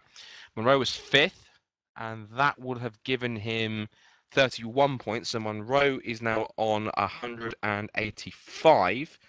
Butcher didn't score any points, which I believe at the moment, I believe, no, if actually Butcher does get points, he was 17th, which means that I believe he will then go to, Butcher was 17th, which means that he will get a couple, will get a couple of points. That was 4 points, so he'll get 186, which means, as far as I can calculate, at least at the moment, Butcher is still second, but he's second by 1 point. Because Monroe in that 5th place managed to get himself to 185, and Butcher's gone to 186. Davis's lead has now gone to 264 points with that straight 50 points there, which is also pretty good. No one actually gets. Oh no, that's the wrong points, I believe. Apologies for that. No, it's 30 points, and also for the fastest lap, I think. So look at the wrong points tally. Apologies for that. Scrap that then. So 244 points then for that one. Second place, of course, was Talborg, and that was 27 points. So that's now going to be 157. I'm working out on that one. Chris Hack was 3rd, and that was 24 points. 95 plus 24. Apologies for this. I'm trying to work out the points by myself here, just off by heart. 119. Lennon was 4th. That gets him 22 points. So that now moves him up to 130. And then 5th place then went to John Monroe, and he gets 20 points. So that's actually then he has 20 points. So that gives him 174. So he hasn't moved up. Apologies for that. 17th is still 4 points, which means as far as I can see how the points stand, Davis now leads with 244. Butcher has 186 in 2nd. Monroe is still 3rd with 174. Talborg is 4th with 157. Len's gone to 5th still with 130. And then I think Allenson got some points for 11th, I think it was, and that gives him 10, so that's 125. And then Chris Hackey's still 6th with 119, and Miguel Neto doesn't get any points because he didn't score. So the top 6 has remained unchanged, Liam. But I think definitely that's going to be a massive advantage to Butcher because to Davis, because look at that, he's extended his championship lead now. So it's almost about, I think it's 58 points now, which means that he really has literally got himself about almost 2 races in hand, which basically means that if we go into the last couple of races, that could be pretty key going into the championship. Indeed it will, and I think Butcher was already at a disadvantage from his starting grid position, but just knowing that, unfortunately to him, that he just did not get the finish required, and Davis, by miraculous circumstances, got away with it when he picked up maximum points to Butcher's bare minimum, and it really was unfortunate for him. So hopefully we see a bit more of a performance here from Chris. Of course, he isn't racing in the best of conditions, but Davis will be looking to take even more points out of him. But as you've said, he maybe has a bit of time to kind of clean up now and just lay back a bit and take a bit of a breather, because he probably sure left it all out on that tarmac trying to get past Ryan Callan. That was a good 15 minutes of just pure chasing down, trying to get alongside, flinging the car around the racetrack in order to try and find a bit more momentum. And it really does take out of you both mentally and physically. So I wouldn't be surprised to see Davis maybe just take a breather and maybe not get pole position or maybe not go for the win, but just out for maybe a 5th place or 6th place. But as a racer, you always want to go for the win. But it's definitely a possible option. So we'll have to see what happens as we go into the second race. Indeed, we're just going back into the server because we had to restart the weekend. So we just come up with the background at the moment. So we will get onto that as soon as we're back into the server. Obviously, we know the server's up. We're just trying to enter it right now so we can give you some footage on the screen. And I think one person we really have to feel sorry for, of course, is Ryan Callan. I mean, that really was cruel luck to run out of field with practically half a lap to go.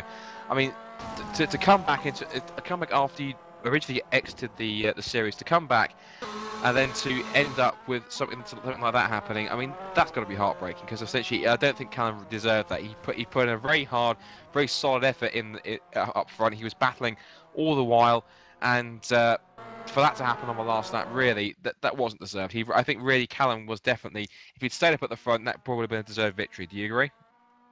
I think he definitely deserved it. He left it all on the track. I think both of those two really were deserved winners no matter what the outcome was. But we always said it's never over until that checkered flag falls. And again, that was just one of those cases. And unfortunately for Varano, it just wasn't to be his day. But if there was one thing to take from that race in favour of Callan, is that he's definitely got the pace to be out front. He knows what it takes to win a race here in Touring Pro Series. And he's definitely shown that form once again today. So hopefully we'll see him maybe make it to the end of the race in race 2 and maybe even take a race win. But for now, what we've got to do is just try and take a look at the cars, having a bit of a wind down before we head into the race. So we've got 10 minutes of qualifying, which means there's just one lap each driver, and Callan, I think, will probably be the most fired up driver out there to try and get out on track, get that lap done, and hopefully claim another pole position. Oh, most definitely. I think these guys now, as they start trundling out the pit lane now, you can see that's one of the TouringPro Series, that's one of the THR cars heading out now. Trying to see exactly who that is. I think that's just Talborg heading out there right now. Also one of the ice cold cars coming through there on the front of your shot. Looks to be Gary Lennon. Looks like also Bradley Vanya, I think it's coming out there. You can see also number 2 Chris Butcher heading out as well. So he's obviously they're trying to improve also. I think that's also one of the THR machines as well. That possibly could be Jay Adji, I think. But also looking back on race 1, some notable performances. I think Chris Hack did very well in 3rd place. Obviously managed to give himself his 2nd podium of the season, I believe. Also, very impressed with Gary Lennon. He obviously made that early mistake in the race and managed to muscle his way up back to 4th place. I think you saw in the background there was a clear hopping about over the grandstands. But that's now started to pipe down and carry on as usual. So, but apart from that, I think that is actually Yeah, that's possibly Lucas Demel in there, I think, parking up and waiting for his teammate, I think, and also one of the... there it goes again in the background. I think that... I was particularly impressed with how Gary Lennon came back from his mistake, because obviously he managed to get 4th place, pretty much where he started, pretty much here on the second row of the grid. So pretty impressive stuff from the Ice Cold Racing driver. Do you think that had he not made that mistake, he may have been able to have a race-long battle with Talborg, or would it not have been as simple as that? Do you think? Well, I think again it's one of those if buts and maybe scenarios, but I don't know, maybe into race 2 we'll see a different answer. But I think that that sheer pace of Talborg once he got past was definitely dividend to show that Talborg did have the pace, and as soon as he got past, he just flew away. And I think if maybe that battle was held up a bit and Lennon didn't spin, then the whole pack would have come out differently. But all we know right now is that Talborg does have the pace for extending a massive lead over John Monroe and the guys behind him, who again, of course, developed into their own battle. But we'll have to see what happens in race 2 to see if once again Talborg does have that kind of pace to maybe get up there with the leaders. He was around 9 seconds away when they crossed the line. Let's see what he does now. Then he's around halfway through the lap, so 36 seconds gone. Should be the first man to set a lap time. You can see Ben Richards, of course, second in the little reshuffle the practice session. So Talborg looking be hungry today. He is the Iceman, still in contention for a potential championship, providing mathematically things going his way. He sweeps through that very fast section now. A lot of guys got to be careful you don't catch a bit of gravel on there, because your car will just fling sideways from underneath you and there's just nothing you can do to save it. But luckily for Talborg, he does no such thing as he comes in towards the end of the lap now. Eric Strana has just gone 3 tenths quicker, so Talborg by no means is the quickest man on the circuit at the moment. Jonathan Moggren with a 118.2 is the benchmark time. Carter's 118.8, yes, but Talborg does a 117.8. But I said around 8 tenths slower, well 6 tenths slower, I beg your pardon, than what the guys were doing previously in the last session. Florian Strauss also gone quicker. Chris Butcher is going to be the main man. He's 28th position, and I'm sure by his standards that's not where he wants to be despite the conditions he's in. A 118.912, he's going to be not too happy with that one. Most definitely, that's not going to help his championship course at all. I think that Ryan Callan, of course, our pole sitter from the last race, is out on track, and in fact there he is. And his current lap time, he's trying to scroll through the standings. How is he doing on his lap time at the moment? This is his time lap. He doesn't seem to have gone up at all, but he's actually down by only about half a tenth of a second. So Callan giving it everything he has at the moment as he heads through the last sector, and definitely seeing if he can make it 2 pole positions from 2 qualifying sessions. But he heads into the final couple of corners, and let's see if there's going to be challenged. So Talbot then currently has the pole position time then. 117.833. Look at Florian Strauss, 117.844. Where's his time going to land? Ryan Callan? Has he found any more time up towards the stripe? Is it pole? Yes, it is, by 0.03 of a second. Sensational time from Ryan Callan. 117.833. Snatched it from Talborg. They had it in the palm of his hand, and that has managed to make him a very happy boy indeed. Now, Chris Butcher's time actually 118.912. I don't think it actually was that bad, because he's only back down in 15th, so maybe it was a bit of a mistake. We didn't catch it properly, or there was a bit of error with the timing. But definitely something that was pretty intriguing, as he's now up there, as far as I can see, in 15th. So it was, again, still wasn't the best lap by his standards, but he's still definitely pushing on to try and get some better stats. Now, I can see that we've actually got the likes of John Monroe is out on track, as of course is Toby Davis. Davis, I think he's out just about to start one of his qualifying laps, so we'll go with him in just a moment. He's coming 26th in the standings, so we'll quickly shift up to him here. There he is. So our race 1 winner and our championship leader here in the GamePod Virtual Clio Series is doing extremely well, and let's see what he can do. We'll see if we can ride with him for a lap on board. Whilst we're on board, of course, we'll give another shout out to our sponsors, GamePod. As we said, we thank them for their continued support. Of course, they are one of the finest makers of sim rigs and sim racing products, and definitely you can check them out at gamepod.co.uk. As Toby Davis then heads into turn number 1 then. So is he going to be able to get himself onto the front row again, or at least get pole position? Launches over turn 1 and flings a car for turn 2, and that's not going to be good enough for the lap time at all. Utilising the curves like that's not going to get you pole position, but we'll have to wait and see whether or not that aggressive approach is maybe going to do him some favours.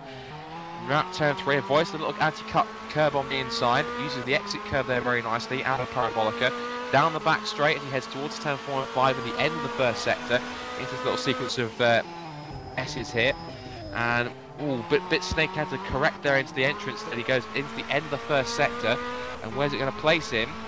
He is, can't really see, I haven't got any kind of times coming up to see exactly if he's quicker or not. But heading up towards turns 7, then through turn 8 now into X corner, and he's down by 1/10.5, so he's lost a bit of time here. So at the moment, as far as this time is concerned, he's actually on course for something roughly roundabout, I'd say maybe the second row, maybe the third row in fact, as John Munro jumps up to 4th with a 1:17.878, but then Toby Davis, race 1 winner and front row starter from that race, going to head round the final corner. Has he made up any more time in this last sector? We'll soon see as he heads up towards pit straight, pedal to the metal down towards the stripe, and he gets across, and that's only 5th, 1:17.926. So it's a 1:17, but it's probably not as high as he was hoping, as the last still got a few more cars out on track, so we can find a few more. But the current standings now, it's going to be on the grid. It's going to be Callum from Talbot, from Florian Strauss in 3rd place. Fantastic qualifying session from him to get up to 3rd place. Then of course we've got John Munro in 4th, and then in 5th place, currently sat there, is Toby Davis. We do have Andrew Waring out on track at the moment. He's currently out there warming up there in the MTR associated Sauber F1 livery car. Of course, the white and black car on your screen right there, car number 6.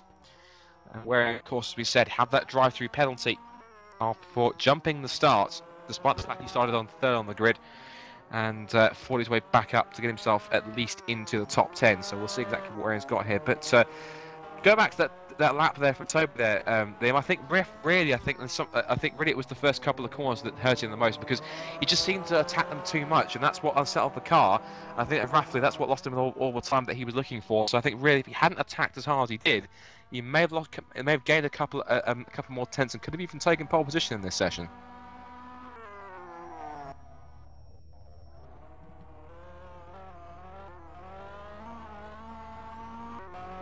Okay. We seem to have lost Liam Jenkins there. I'm sure he'll jump up in the commentary box once again in a second. But as you're seeing on the screen here, Andrew Waring heading on to his qualifying lap. He's been a pretty drama-free qualifying lap so far. Not as ragged as the THR driver Toby Davis, but heading onto the back straight here and down towards the braking zone of turn 4. And well, look at that! Unless I'm seeing things, that's 0.3 of a second up. Oh, that can't be. 0.3 of a second up on the current pole time. If that is the case, because actually these times have been relatively pretty slow, so Waring in fact could be on course for pole here. And down towards the straight, and he's still up again, like by 1/4 of a second. This is going to be pole position unless something major happens in this last sector for Andrew Waring into the final few corners. He's giving it absolutely everything. You can see the time marks being left on the back of this little Clio as he bounced it over the curves to turn 10 into turn 11, tucks it tight on the inside. He's going to fire it off the last corner onto the pit straight. This looks to be certainly pole position for Andrew Waring, but the question is by how much? Onto the straight he goes across the stripe, and it is going to be pole, but by how much? By 3.5 of a second. Look at that. 1:17.471. Sensational driving. And Liam, he's now back in the commentary box, looked to me as though that the other guys behind him just must have had mistakes on that, because Andrews was hooked it up absolutely perfect. Oh, it's absolutely incredible to watch. It was just a stunning lap time as well. We saw he had pace in race 1, but to come back and absolutely blitz Ryan's time by 0.4 of a second is quite a remarkable feat. But I think the main factor here is, can he retain that kind of pace during the race? And of course, having one of the league admins chase you down is going to be a threat. So we'll see how long he can hold on, but nonetheless, the momentum will surely be on his side, because that was a sterling job. Absolutely, that was a fantastic time. So Andrew Waring then is going to start from pole position. Well, there's even one man that can probably try on top of them. It's this man here, Eric Devine, in the Ice Cold Racing car. The Norwegian flings it into turn 1, and that's way too ragged into there. You can see the car getting very sideways after he just launched over the curve into turn 1, and then just got the back end stepped out on the exit of turn 2. But Tveit then seeing if he can try and score at least a top 10 as he heads onto the back, so it uses all the exit curve. And Tveit then heading on. And Tveit, what I've seen, he is a bit of a touring car specialist. I've seen him when he does get decent starts, or at least decent qualifying performances. And look at that. He's actually only down by about 1/10 of a second. So at this rate, he's actually on course to get himself onto the front row. Car number 833 there, the Ice Cold Racing Machine there, the Ice Peak sponsorship with the Norwegian flag on the top, which you're seeing right here. Eric Tveit giving it everything he has. And this could be a surprise front row. Look at, he's up! Look at this, Eric Tveit is giving everything. I said it might be unlikely, but actually he's proved probably all of us wrong. This is a fantastic lap so far. So it could be Eric Tveit. I said he was a touring car specialist. He's proving it here into the last couple of corners. So maybe we spoke too soon. Might not be Andrew Waring on pole. Is it going to be Eric Tveit? He found so much speed in that second sector onto the pit straight. So Waring's got pole. Is it going to be Tveit? Across the line he goes. And no, by a tenth of a second, so he loses that in that final sector. But it was going to be, if you like, a very unlikely front row of Andrew Waring and Eric Tveit. That's a sensational couple of times. So really, it looks like that the field behind just got held up maybe on some of their laps and just were particularly pretty slow. Yeah, but Eric Tveit did a sterling job. That was absolutely incredible. And Ryan Callan, the pole sitter from race 1, starts alongside Jesper Tolberg on the second row of the grid. Eric Tveit, of course, the hard charger from the World Touring Masters, who studies a touring car specialist. He loves throwing these cars around with a very shaken up grid, as you will, compared to, I think, what we'd all expect to see. You want to see Toby Davis and Ryan Callan out front, but instead we've got two underdogs there. Andrew Waring, he's going to be so ecstatic with that one as they head into the paddock. And you're seeing now, of course, the quick battle. I'm sure we're going to go to a quick advert break now, and then we'll be back with full standings from the second session of qualifying. We had a surprise pole position indeed, so we'll be back in just very shortly from this quick advert break.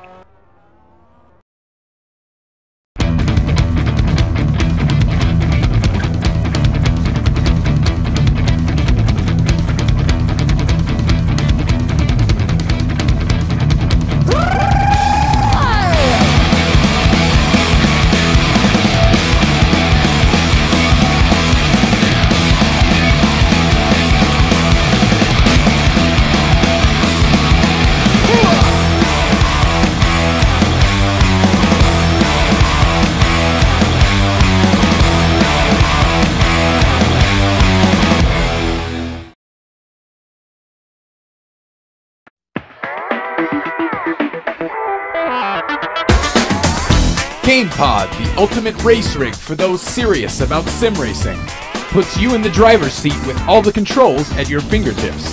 Be number one on the road, in the race, in the game. GamePod, the choice of champions.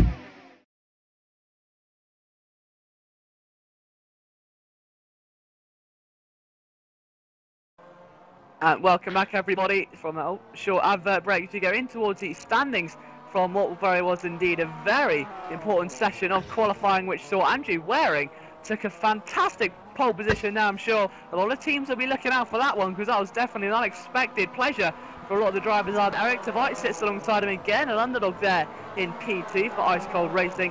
Ryan Callan finished in P3, just in front of rival Jesper Tolberg in P4, so the only THR orange car in the top 5, or THR at all for that matter, is Jesper Tolberg, so certainly flying the flag there for THR. Florian Strauss going to have a much better qualifying session up in P5, as did Eric Tveit, so those two definitely found some more pace into Q2. John Monroe finished in P6, so a good result for him. Toby Davis, it's his THR in 7th, a lot lower down than he would have liked, but again, he took a win in race 1, he took a big gap out of Chris Butcher, so no, just maybe kind of cool down race and bring home some points for the team. 8th place was Chris Hack. Gary Leonard finished in P9, and just starting behind him is Jay Adji in 10th position in the other THR car. P11 is his teammate James Johnson, followed by Eric Strana, Scott Sovic, Jonathan Motteram and Darren Adams, who round out the top 15. James Gahagen starts in P16, just behind him is Heinz Petzold. Mike Bell is P18 in the Ice Cold Racing. Jonathan Ockerklint is in 19th position, so good qualifying there by him, and Bradley Vanian in the Optima Motorsport rounds out the top 20. David Carter had a much improved qualifying to get into P21 in front of Matt Richards' brother, and of course who's in front of his brother now, Ben. Lucas Demelin again in P23 there in front of Rob Musgrave in P24. Tom Novi sits in 25th position in front of Miguel Nato.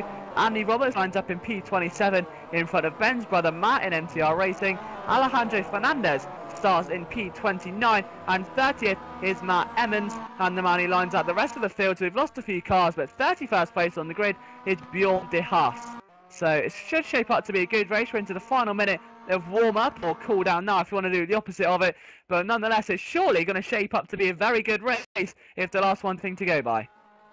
And what's quite key is I actually noticed that I don't think Chris what I've seen, well, Chris Butcher's in the server, so it looks to me is that he didn't set a time, so whether or not he's going to be starting from the back of the field, or whether or not he'll be starting over where he was when he qualified. Because it looks like he did set his time with an X to the server, so at least for the rest of qualifying. So I'm not quite sure where he got to, but that qualifying session, it's really not going that well for Chris Butcher. I mean, to be fair on him, of course he is racing Varano lap, so he's making the best of an awkward situation. But nonetheless, I think really this is definitely hurting his championship chances here, because I think he was definitely expecting.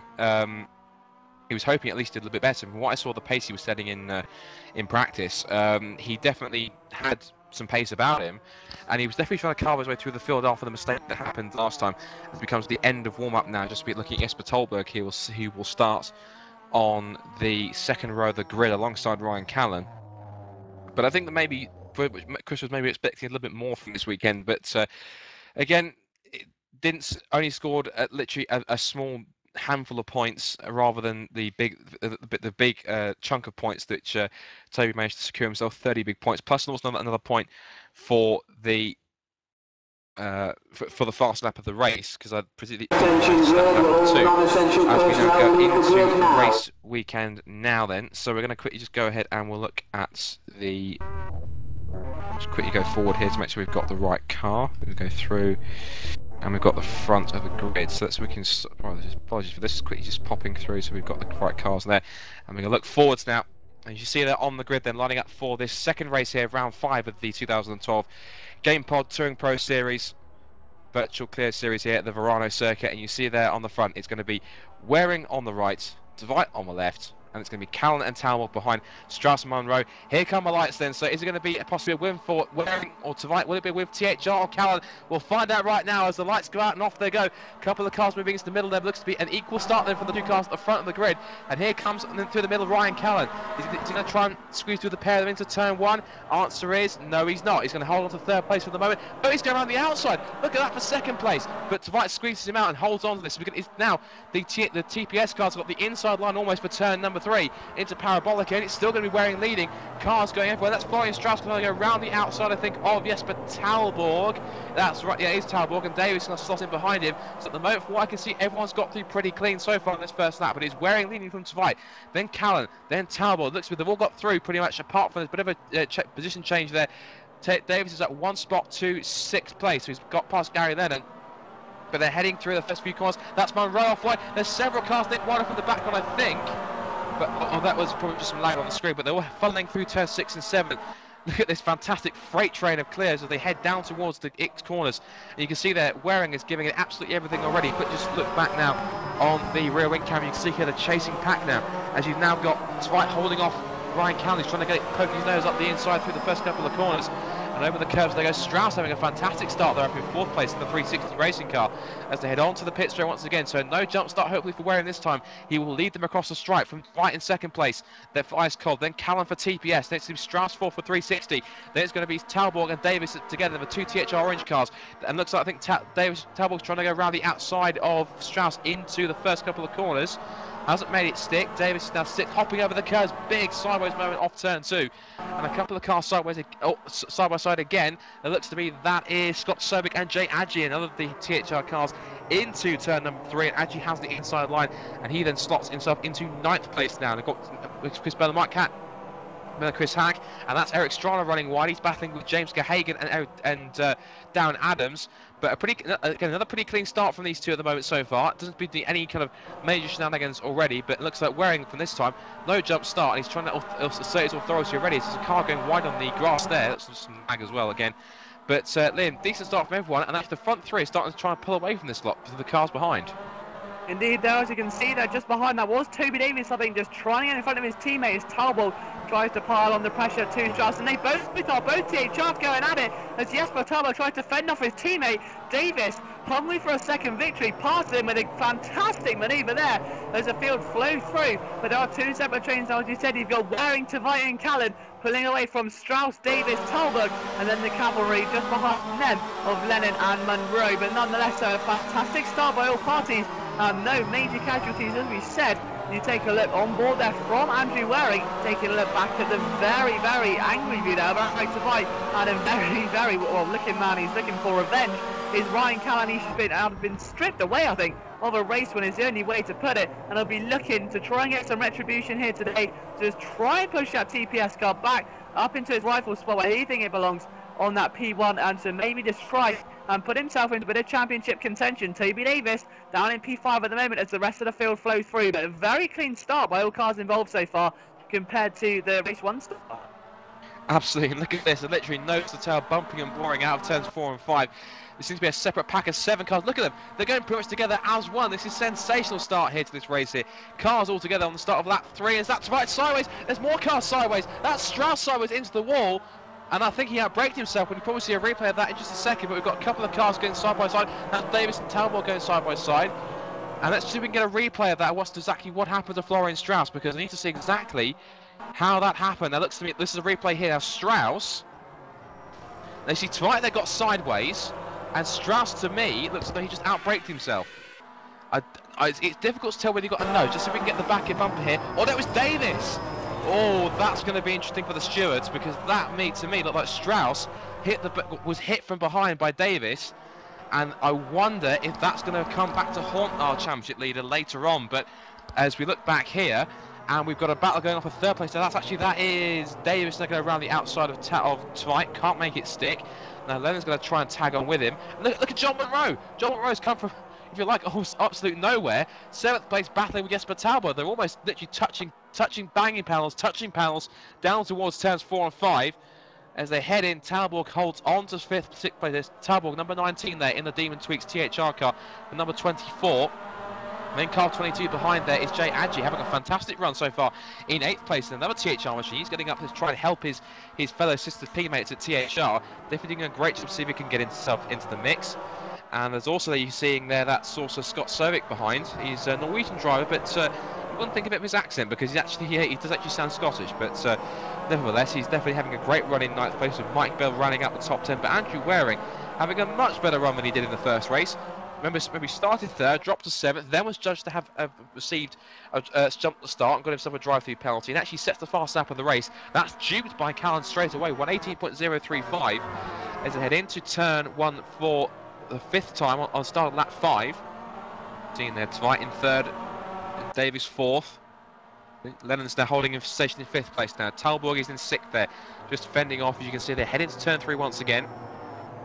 Lennon's doing a good job just to sandwich himself. Now he's actually in a THR orange sandwich, which is not sure how that tastes, but he's definitely holding down towards turn 4 again, into the toe of Toby Davis. They head into turn 4 once again. You can see they're just in front.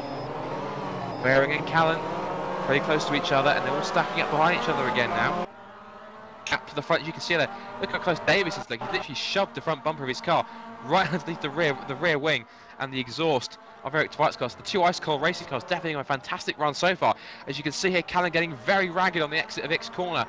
And he's going to punch it down towards turn number 9, quite literally. He's trying to get inside the ring, literally inside it, rather than up the inside. And we're going to have to get very defensive here. As you can see there, Twite, I think, has lost a place to Davis. I think he has, yes. So, almost. But look at that, the 2 Ice Cold cars now both in the THR sandwich. So, great battle going on here. But up at the front, Callan has now set another fastest lap of the race, 1:18.004. He's now going to look up the inside into turn 1, gets his nose up the inside, but Waring shuts the door. A little bit of contact, I think, as Waring hopped over the turn 2 curb. This is now going to put Callan on the outside, and behind them is a THR ice cold scrap for 2nd, 3rd, 4th, 5th and 6th. And John Monroe fancies the piece too. You can see him in the background there. As you can see, Callan's giving Waring the big hurry up through turn 3. Gives him a shove on the exit, and now he's right into the toe. This is fantastic stuff. Only lap 6. We've got still another 20 odd laps to go, and they're really going hammer and tongs here, Liam. Indeed, they are looking at up the inside goes Ryan Callan for the lead. He's hungry for retribution, as we've said, and he's definitely showing that one today. Waring gets forced out of his race lead. He's currently now down to P2. He's got to be careful. You see that line of hungry cars behind, all having the same idea of trying to push forward.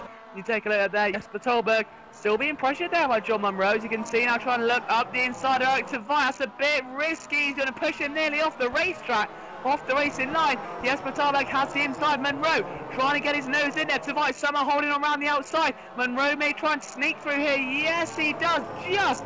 But now Tveit back on the inside line again. The touring car master just said, surely should have that one under his dust, and yes, he does. So he's held on to that one despite Jesper leaving up to P5, but Ryan Callan who was cheated almost out of a victory there by fuel and just wasn't to be his day. The victory was handed to Toby Davis, who's looking to try and get victory now. 0.6 seconds clear of Andrew Waring already. He wants to try and at least double that and lead the rest of this race and hope that the same lightning storm doesn't strike in the same place. I'm pretty sure that Callum would have been extra cautious with his fuel and just been extra careful and made sure he filled it with an extra couple of laps to make sure he does actually make the flag this time. But Callum, obviously, on his return after he announced he was leaving he denounced himself from the Touring Pro Series Clios after the poor driving standards shown at Thruxton in the 2 races. Came back after they seemed to have improved at the last time out at Poznan, and they definitely seems to have.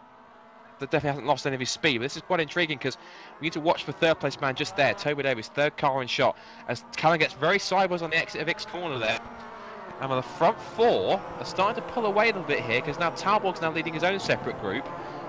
And he's just got to right behind him, he's bumping over the curbs. And we've got Monroe and Jay Hadji having another fantastic run here from Jay Hadji. We don't normally see him up at the front. No disrespect to Jay here, but he's definitely having a better run. In comparison to his previous outing this season, but now this trainer car is going to be bigger. And look at that, Toby Davis, first man to drop into the 117s in this race, 117.911, as he's now third place. You can see him there.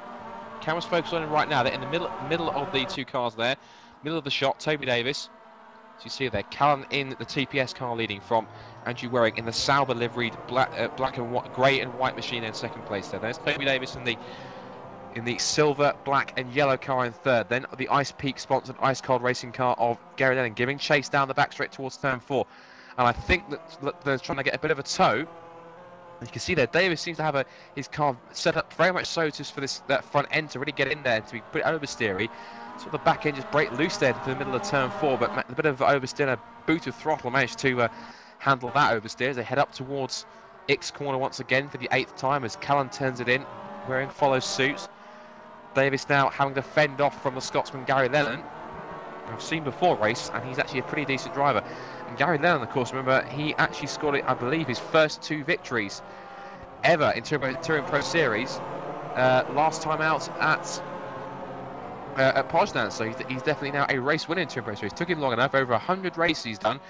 He's finally got himself 2 victories, and they pretty much came like buses. You wait for 1 and 2 come along at once. So excellent stuff for the Scotsman here. Obviously, he'll be on renewed confidence. He's definitely displaying that now at the moment in this race. You see that Callum using all the curbs they're ever turned, so hopping over the curbs, making the most of them as they head under brakes here again. Looks to me like Callum, looking at the lead here, starts trying to break away from these 3 behind him, as it looks to me now he's trying to leave Waring in his dust to fight off both Davis and Lennon. I think it's definitely going to play into Callum's hands, especially if you're going to try and at least hinder Davis's quest to try and get more points to extend his championship lead, because the more points, the further he pulls away and the more difficulty he has to try to get past Waring and also becoming under pressure from Lennon, the slightly easier task it's going to be for Butcher to try and come back in the last few rounds.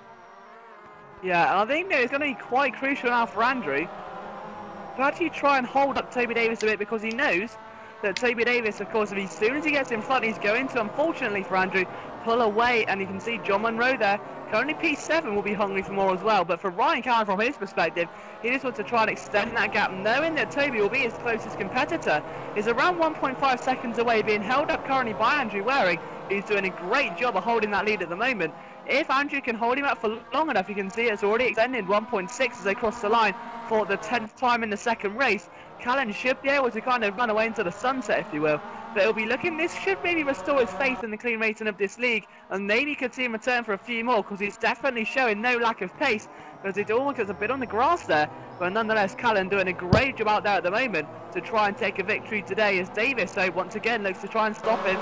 But going to have a bit of work to cut out for him today, though, because Gary Lennon's just not surrendering at the moment. And neither is Gary Lennon. Absolutely, and I can tell you some news. Unfortunately, Chris Butcher has retired from this race after lap number 2, so that's going to be no points for Chris Butcher. He's only going to take away 4 points from this weekend. Like he said, had to make do with running the laptop, because of course he's off to Abu Dhabi this weekend for his, obviously for his Red Bull Coasters prize. And unfortunately, 4 points is all he could muster after getting 17th in race number 1. So race 2, no points, and this is only going to put Toby Davis in a better position. But the question is now, just how many points can Davis extend his lead by further extend his lead by now? Currently third, that will get him, as far as I can, 24 points for third place. Let me just confirm that. Yes, it will. If he can get past Andrew Waring, that'll give him an extra 3 points. And if he also he currently holds the fastest lap, what he did, as Ryan Callan takes it, 1:17.834. There is a point awarded in each race for fastest lap, so it means that Callan now will currently get 31 points if it stays how it is. Second, third, and fourth. Look at Sir Davis now. Better exit off of turn 2 there. Better use of the curbs. And Waring, look at that. Better straight line run, straight line speed off the corner. And that now puts Davis into second place. So he now he's on 27 points for this race. That'll then put his total up, as far as I can see, to 200. Oh, trying to do some live maths here, crikey. 272 points that'll put him on then. And that will then almost increase his lead by, I'd say, 86. That'll lead to 86 points. Which means that Butcher, essentially, effectively, that in the next round, I could try and remember how many more rounds there are in the series, but that'll mean that it will at least put maybe 7 or 8. I'll have to double check that in a second. But Davis then will take another big step towards the Virtual Clio Series title. But he just needs to try and see if he can close in on Callan here, because the gap between them at the moment, you can see, is roughly, as far as I can see, about. We're going to come across the line in a second, see exactly what the gap is. They head out of the little complex onto the pit straight once again. You can see that Davis is second. Waring holding off in third place now, under threat from Lennon there. Across the line they go.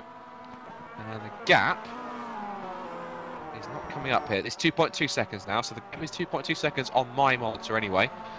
So as they hop over the curbs, and they head into the next lap, and Davis is going to try and push through to see exactly what he can do. Let's see if we can maybe get the top speeds up on this here. Top speeds then for these guys here, and pretty much all the same. Look at that. Toby Davis has 1 k's extra on the straights, or everyone else maxing out at 174 miles an hour down that back straight. But 175 seems to be the magic number for Toby Davis, and maybe that extra k is what's getting him a bit more pace. You can see that actually Davis is using that extra pace, in fact, to starts just to reel in the TPS racing car in front. And there's Ryan Callan there, of course, still leading. We'll scroll through some more top speeds there, and some of the slowest guys on the straights is currently still running. It's David Carter, 161 kilometers an hour.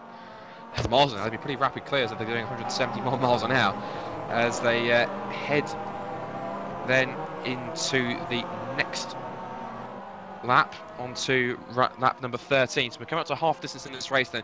So running through the gaps, and the gap's now down to 1.7. So Davis has started his charge back towards the front now. So Callan now leads from Davis now, but it's now 2.2 seconds across the line. So obviously it's gone back up another half a second in one sector. So Davis is second. Waring and Lennon still battling away for third and fourth. We'll keep an eye on that in a second. Talborg is on his own once again in fifth place. And up there you can see out front, Lennon was trying to dart at just to give Waring a bit something to think about there into turn 3. But the MTR associated driver is wise to that, and he's managed to hold off as they head up the back straight once again for the 13th time. And again, look at that, you can see Lennon again just darts to the inside. I think this could be distraction tactics, Liam. He could possibly just trying to give Waring an extra little bit of incentive to try and pull away, but at the same time, he's giving him more on his plate to try and handle, because not only he's got to try and stay with Davis and try and maintain a charge towards the front, he's got a very feisty Gary Lennon behind him. Of course, he's fresh off 2 wins, of course, in Poznan, and of course a points finish, of course, to getting 4th place in race 1. So I think really you've got a very hungry Scotsman behind him, and definitely wants to be higher up than 4th place at the moment. Oh, absolutely. You can see how hard Lennon's pushing right now, and I think that's, you hit a good point now. He's trying to maybe confuse a bit of Andrew Waring, just maybe dart to the inside and dart back again to try and make Andrew pull out and then force an opportunity, because that's what you've got to resort to with a track like this. I think race 1 is a clear indicator of how hard overtaking it is. As John Munro looks to prove us wrong and make it look easy as he darts to the outside now of Eric Tveit as they come across the start-finish line in towards turn 1. It's still a drag race out at the moment, as you can see just up front there, Gary Lennon still trying to push on against Andrew Waring, and then just behind them you see come around the corner very shortly John Munro and Eric Tveit battle, and John has passed him. So Munro definitely moving up though, but only provisionally. Tveit still going to hold that outside line, swoop it round, try to get the cut back. Yes, he does. There's a bit of contact there but nothing that's going to unsettle Monroe as he sails into P6. He's got to keep it there though and try and catch the Iceman Jesper Tolberg. The back out front is definitely clear. The Gary Leonard is trying to push a little bit harder, as you can see. I think there's a replay now of Tavai going round the outside. And I think there was a bit of contact there. Oh, yeah, I think yes, there was. I think they both hit the anti-cut strip. And that was both harder, but nonetheless a very good move. Let's see from on board with Tavai's angle then. The AC getting the cut back, and yeah, there's a little bit of contact, but nothing too substantial, I don't think. But nonetheless, Monroe, whatever the outcome of that was, sails into the lead of that battle. Now Chris Hack tries his chances at Eric Tavai, the Norwegian, going to be coming under substantial pressure right now then in that bright pink car. Lies a very, very angry, well not angry, but aggressive Chris Hack, who's trying to push on as hard as he can now. Get another decent result here. There's Callan. It's almost coming down a bit now. Down to 1.5 seconds. Davis is definitely a looming threat. Not one to be miscounted. It all looked over. He's only 1.5 away. I'm sure we'll be looking to try and bring that down as we have 11 laps to go in this race. Waring still holding off Leonard, but can he hold that for 8 laps though? Or 11 laps, I beg your pardon. We'll have to find out and wait and see. And as Waring, as you said, under pressure now in that Sauber liveried car in 3rd place. If he won a podium, but look at this, he might be holding it for long. And again, just dark side again, just to let Waring know, I'm here. I'm still here. I'm still trying to get past you. They head out of turns 4 and 5 now, onto the second little quick chicane. Kind of reminds me of a little quick kind of chicane S's section that you get at the at Daytona, coming off the back straight through a little quick chicanes and then into the bank and take you back onto the start of the front stretch to take you on for another lap as they got back into the super speedway. And here at Varano, of course, much more technical circuit, and definitely see the Scotsman giving Andrew Waring a lot of headaches here. But he definitely looks to be Waring's resisting the pressure. Of course, he's got to watch out because, of course, Jesper Tolberg in 5th place, just holding on for the moment. In 5th place, may have something up his sleeve if he can close in. And the gap at the front has come down slightly more as well. It's come down by another couple of tenths of a second. It's down to 1.3. You see Lennon again, big moment across the curves over through turn 2. Got the car sideways off the bump and into turn 3. He's the parabolica again, and heading on to the back straight. This is going to be a chance for Lennon. They're going to try and get back into the slipstream and try and make another pass then on Andrew Waring. How close can he get down towards turn 4? Answer is not close enough. Pretty much exactly the same as he did last time. So they head through then turns 4 and 5. They flick through, and again Waring resisting the pressure fantastically. Back here at the front then, the 2 leaders, and once again it's Callum versus Davis all over again. Gap's now 1.3. It was 1.4 at the last sector. So at the end of the straight there, it was 1.4, excuse me. Goes back down by another tenth again, and let's just see how much that Davis can close and take a slightly tighter line through that corner there. They both take a tight line through turn 11, heading on to off turn 12 off the pit streak. See both of them using all the curb on the inside, and onto the straight again then. So Callan crosses the line, Davis follows him back up to 1.5 seconds. So these two trade is punch and counter punch between these two in terms of lap times.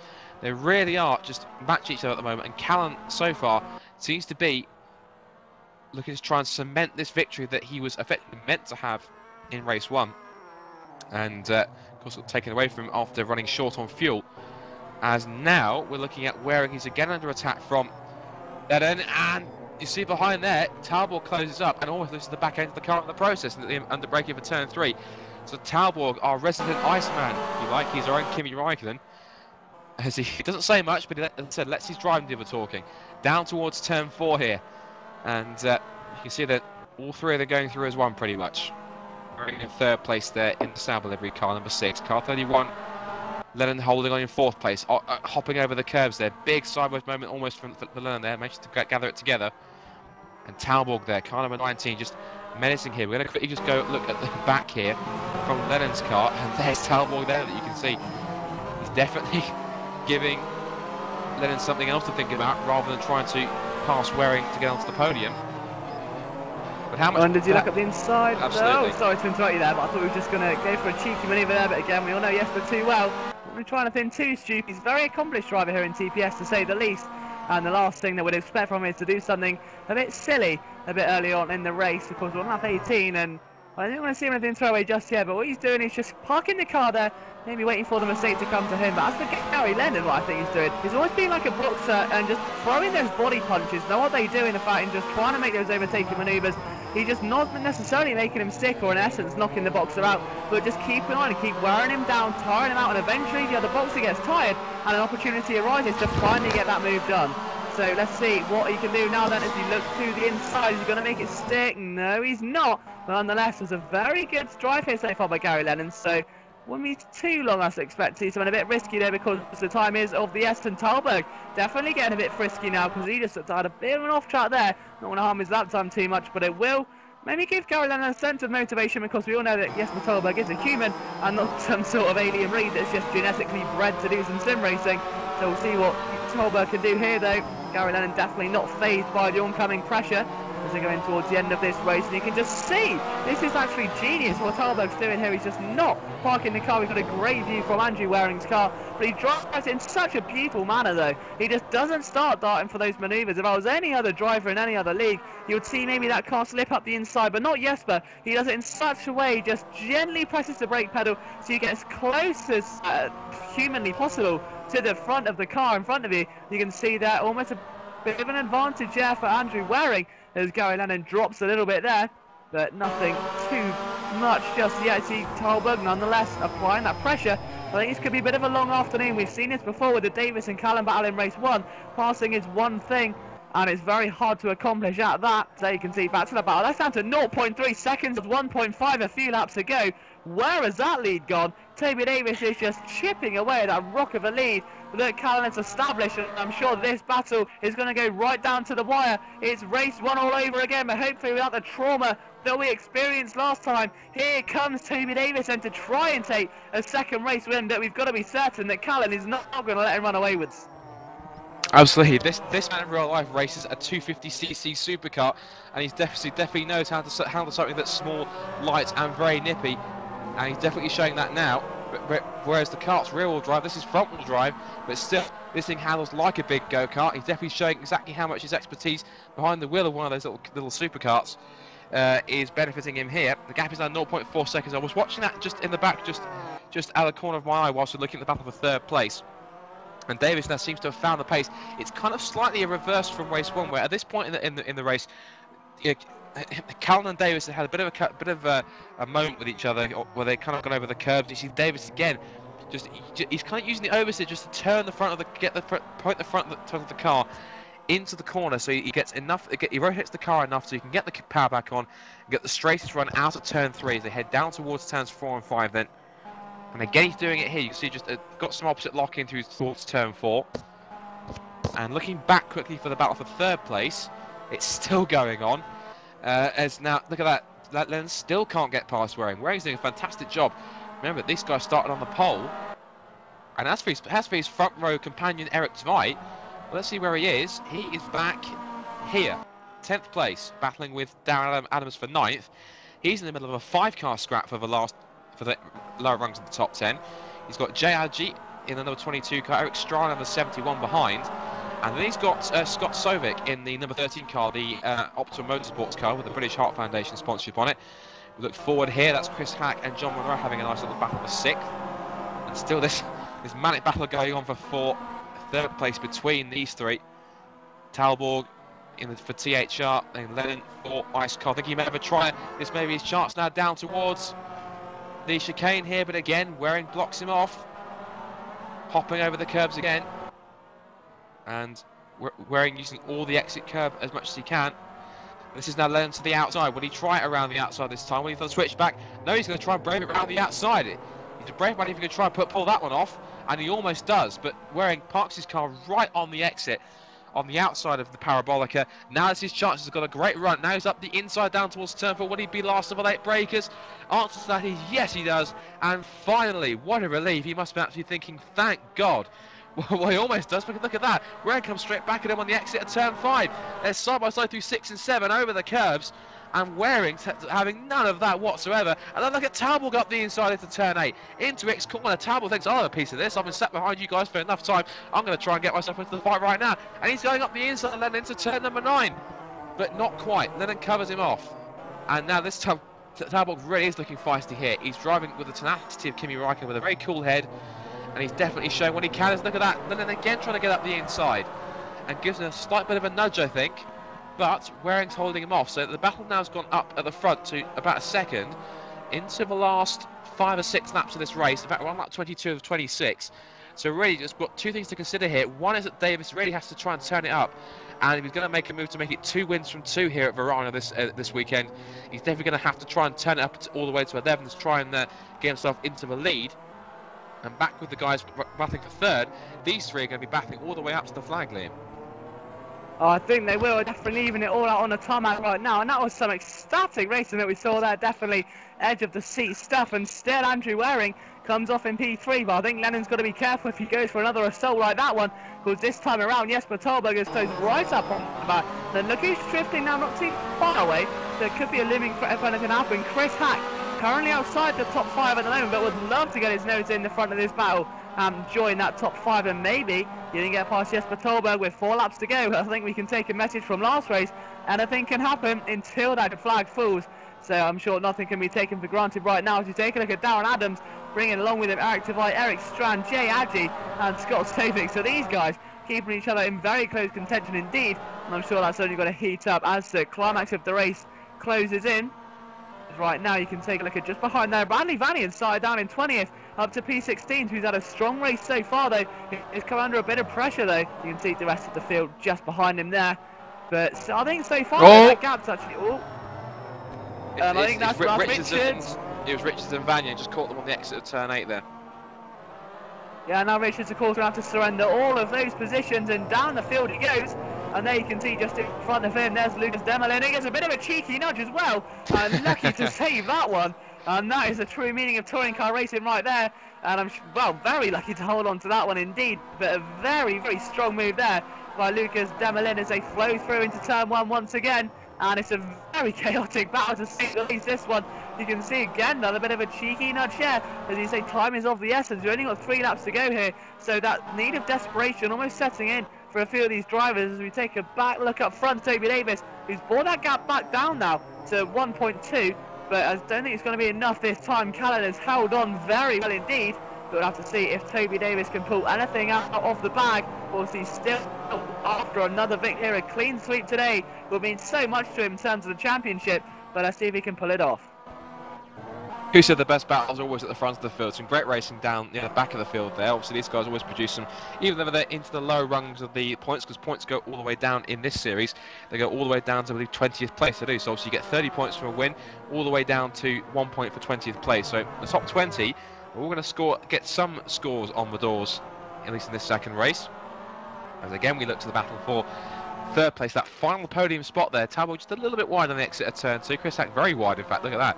Right there, probably going to be a little bit of lag as we head into turn 3 once again. These 3 now have just kind of halted their battle for the moment. That's a car wide. Now, that to me looks to me like a laps car. That could be the other 360 car. It looked to me maybe like it was the other. It didn't look like it was Florian Strauss, because he's still registering as 8th at the moment, behind John Monrae, but half a second behind the MTR driver. See Talborg then looks as though unless something happens with these guys in front, we'll have to stay content with 5th. But look at Chris Hackler, just been closing us slowly but steadily, and he could be a factor at this moment. But looking behind, you said Florian Strauss is right behind. He really is right behind. Look at this, and Strauss is up on the grass, and he still kept his foot in. Look, that's pretty impressive. Now he's going to try and go to the outside as he tries to get his tries to shove Monroe out of the way, but Monroe's having none of that whatsoever. As they're now coming on to start the penultimate lap. The leaders will start that in just a second. The gap's now 1.1 between the leaders. They head across the line in just a second. It's still 1.1. Multiple lap's been started as Monroe now. It's got a very feisty Florian Strauss here. Of course, he was last year's Virtual V8 Supercar champion. Now he's having a go in the Clios, having a decent run in the top 10. He was a little bit higher. He started about 5th or 6th on the grid. And now he looks up the inside of the Scotsman and the MTR car down into turn 1 with a beautifully executed pass, or so he thought. Monroe says, no, you don't, sunshine, over the curbs. And that is just all about touring cars, bumping over the curbs and just bumping and bouncing along. And these little Clios can take a lot of punishment, and these guys definitely showing that, as Monroe slightly outbrakes himself, and he looks like he'll have to relinquish then that 7th place to Florian Strauss, and he's possibly, unless he can find a gap. That's all that's said and done. What isn't said and done though, still this battle for 3rd place, as Gary Lennon still can't leave Andrew Waring alone. He's still hammering away at the back of his car. And now look at this. It's really close. I think this could be lap traffic causing it here. So quickly, Liam, as we just about go on to the last lap, this possibly could be another last lap, the last race where it goes down to the wire on the last lap.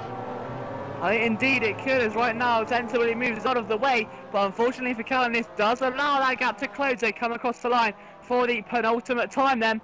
Here we go, on to the final lap. Let's see what Toby Davis can do. He's taken a 10th out of him, down to 0.8 seconds now. 9.8 the gap to Andrew Waring and co just behind them. Callan, all he's got to do is keep the car on track, hoping and praying to the sim racing gods that nothing happens like it did in the race before. Both of these men have driven perfection races to an extent and really do deserve their results respectively. Let's see if Davis can push out a little bit more. He's going to be literally pushing harder than he's ever pushed before right now, trying to scavenge a win here. Maybe try and take something more. You can see back down now and Waring on the defensive there as Gary Leonard tries around the outside, but nothing going. Great defending there by Waring. Really has driven ecstatically good today, the pole sitter. Let's see if Gary Leonard can try something now. Breaks a bit earlier. Leonard's very late into the corner. Up the inside. That's a very risky manoeuvre indeed. And he somehow made it stick though. Waring reluctant to let it pay off. He's left it to the last lap. But Gary Leonard has got through. And talking of the last lap coming in towards the final corner now, the gap down to 0.7, but it's not going to be enough, I don't think. As they go in towards the final couple of corners now, Callan trying to hold on. Davis is close right up onto the back of him as well as they go in towards that final corner now, but it's not enough at the end of the day. He's pushed so hard, but it's Ryan Callan who eventually takes the victory on his return to the Virtual Clio Series and wins by 0.3 seconds back to Toby Davis. And in third place, it was a heroic drive in the end, left it till the final stages. Gary Lennon crosses the line in P3, very closely followed by Andrew Waring and the Iceman Jesper Tolberg. Chris Hack crosses the line in a respective 6th position. 7th was Florian Strauss. 8th place there, good job there by John. Look at this, look at this! Look at this! Absolutely incredible scenes here around the final corner. Who's going to get around here? He's going to get it, across the line they go, and it's going to be 9th goes to Tveit. Eric Tveit gets 9th, Adams 10th, Strana 11th, and Jad G12. Look at that, equally close behind was Mike Bell and Scott Sovic and Mike Bell. James Gahagan gets 15th, Lucas Devon then gets 16th. And across the line they come for the last few cars, and what I love the fact is that as soon as they come through the, as soon as they finish the line, goes to the first corner, it's just an excuse to smash into each other, which is fantastic. It's the end of the race, so they can. Look at that, 3-4, just a bit of a formation run there, but across the line they go. But excellent scenes here then at Varano, and let's quickly run down then the finishing order then of that second race, and we'll get some of the drivers in the second, but we're going to run down the order then. So Ryan Callan then takes the victory then, the victory that he should have had in race 1, but was robbed from induced fuel. He takes the victory by 0.3 seconds on Toby Davis. He pressed him all the way, but unfortunately couldn't make it stick. He got close. He got as close as he could. That was the closest he got all race, I think it was. In second place, Gary Lennon then gets 3rd place for Ice Cold Racing, and he gets himself a 3rd and a 4th. Excellent stuff for him. He took that place on the final lap into turn 4. Andrew Waring, as valiant as his effort was, could only manage a 4th place. It's still very good for the MTR driver.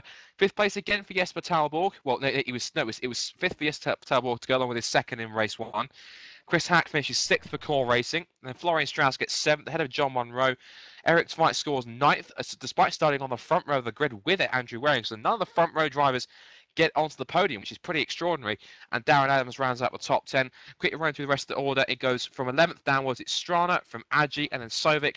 Mike Bell from 14th on the grid. Then James Gahagan, Lucas Demerlin and Richards, Vanian, Asserclint.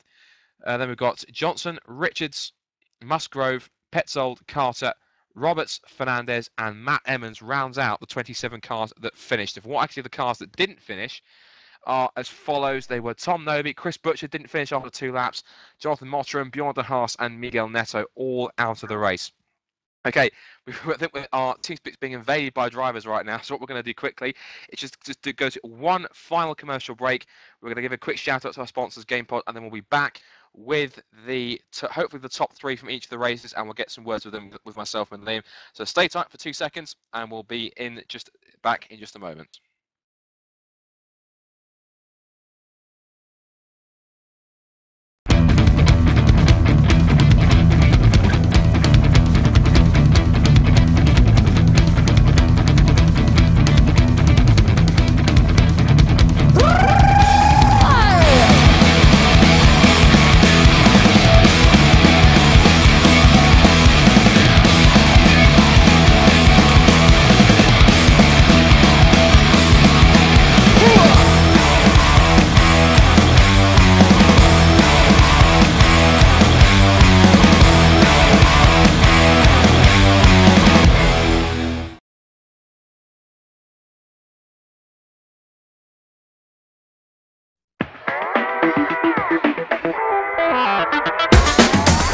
GamePod, the ultimate race rig for those serious about sim racing.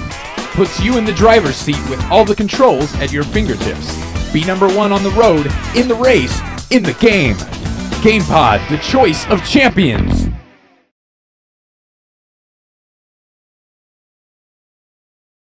Okay, so welcome back then to the just the press conferences here for the 2 races of round 5 of the 2012 GamePod.co.uk Touring Pro Series, Virtual Clio Series here at Varano, and we've got a few drivers here, 1 or 2 are in a rush. So what we're going to do is we're going to start off with our race 2 winner here, which is, of course, and the man who so narrowly missed out on a race 1 victory.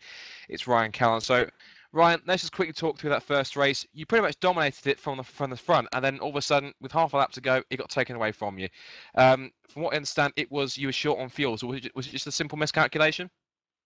Yeah, it seems like it. But during practice, I was averaging about a litre a lap, and throughout the last week or so, averaging a litre a lap. And then suddenly in the race, I was averaging 1.1 without me noticing, and had 28 litres in for 26 laps. So math should have been correct, but unfortunately it wasn't, and I was pretty much half a lap short. So yeah, robbed, unfortunately, but that's my own silly fault. And I never ever run out of fuel. I always castigate people who run out of fuel because you don't need to be tight on it. And I thought I was giving an extra 2 litres in there, but obviously not. That was a rather stupid thing to do, but never mind. And of course, you had a fantastic scrap going on all the while with, obviously with Toby, and of course, then that then led on nicely into race 2. Of course, you started from somewhere in the top 10. It was, I think, on the second row or so, or somewhere, and then obviously then you went through, managed to snatch the lead, and then from then on, just seemed to be that Toby just seemed to come back at you throughout the race. And just how hard was it to defend from in the last couple of laps? It was okay. My brake pedals were moving around quite a lot, and I was having a bit of drama with them. And I made a couple of mistakes. Toby caught up as well, but I felt maybe that Toby had used his tyres quite a lot, catching up to me, because obviously I had a 2-second lead after getting past Andrew. And yeah, it wasn't too difficult in the end because it wasn't too much. When there was, I think, halfway about lap 20, was it? Toby was close, but then he kind of dropped away again. As I brought my brake pedal sorted. I'm not going to use that excuse, but that's just the way it was. I actually almost ran out of fuel in the second race as well. I gave myself an extra 2 litres, and what's going on? So yeah, I almost ran. I was running out of fuel coming onto the straight. Thankfully, Toby was just coasting, so I just took the win. So I could have lost that win as well. It was probably a conspiracy by your pit crew, possibly, that was a way not to win. But just one more thing quickly, because I know you said you were in a rush. Obviously, it's nice to see you back in the series. So, of course, you seem to be a bit, well, you didn't seem to be too impressed by the driving standards, of course, back at Thruxton. Of course, but that was the reason why you weren't there in Portland, because you kind of denounced yourself from the series. Obviously, you've now seen, obviously, with the change in driving standards now, obviously, looking back at Portland, we had the 2 divisions. Looking back now, obviously, and seems to be a fairly uneventful race, and for the most part, clean race, and what we saw in this race, has that given you more incentive to see the season out, or was this kind of just more of like a one-shot thing, just to see how the driving was, just before you made a snap judgment if you're going to come back or not? No, I was going to come back for the rest of the season, and I thought I was fully intending having to race in Division 2 because that's where I would have been. But the numbers were so low for Division 2, unfortunately, so they all came in here, and we got obviously 36 guys in here for the first race. So, but yeah, the driving stands at the front were good. The driving stands at the front are usually pretty good. It's just in the middle of the field often drama can happen. And Toby's, was a good racer. It's always respectful between us on track, to be honest. Very rarely that we're getting entangled. And I'd say congratulations to Toby as well, because both him and myself were, as I was going to say, the class of the field today, and we both pushed each other very hard, very well matched. So it was very fun to race against. Excellent stuff. Well, we'll let you go since you've been in a rush. So congratulations on the second race, and commiserations for missing out. But hopefully we'll see you, of course, in the next round, and hopefully you'll be able to put in just a good performance. Thank you. Congratulations, Toby, again. Excellent stuff. And as speaking for Toby, I believe Liam has him right now. Liam. Yeah, Toby, so a first place and a second place with your main championship rival not being able to score the big points. So was it quite a successful weekend for you, or would you have hoped to maybe take 2 victories? You know what? I mean, I was lucky to take 1. Ryan's pace was exceptional. Once again, I was learning from him in the sort of practice sessions from watching what he was doing. And yeah, I mean, I managed to apply that. Completely screwed up my second qualifying, and then of course put myself back in the pack. And I ended up. I want to get this in early. I ended up hitting the back of Florian Strauss, and taking him out. Completely my fault, and for which I apologise. I'm sorry, Flo. Yeah, well, I'm sure that hope there's no hard feelings between you two as well. But I mean, in terms of the championship, we took a huge chunk of points away from Chris Butcher, effectively over a 2-race lead now. So, can you see yourself maybe taking a bit of a breather going into the next couple of races, or will you be going flat out to try and take a win?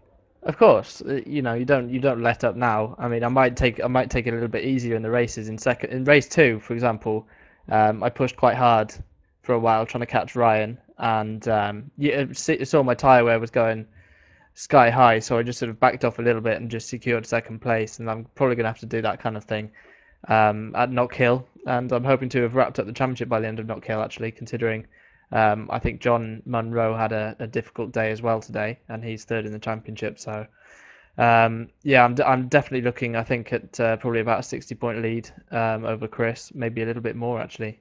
So yeah, I mean it's looking pretty good. So yeah, I mean congratulations to Ryan. He should have had 2 wins today. In the end, it was only 1. And yeah, I'm looking forward to the next couple of rounds where hopefully this can be my first TouringProSeries title. Well, best of luck for you on that one, and thank you for taking the time out of you to go to the city. Talking of John Munro, I believe Scott's found him.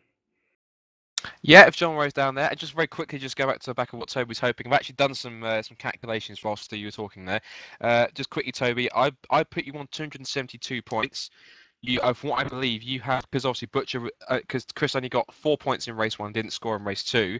I believe you now currently have an 84-point advantage over Chris, but you've got a 74-point advantage over John because he's actually moved up with his results into second place, 10 points ahead of Chris. So it's Butcher has 186, Monroe's got 196, and Monroe's taken second place. That leaves me nice on to have a chat with John. And John's 2 pretty consistent finishes in this race. I think you got a 5th place.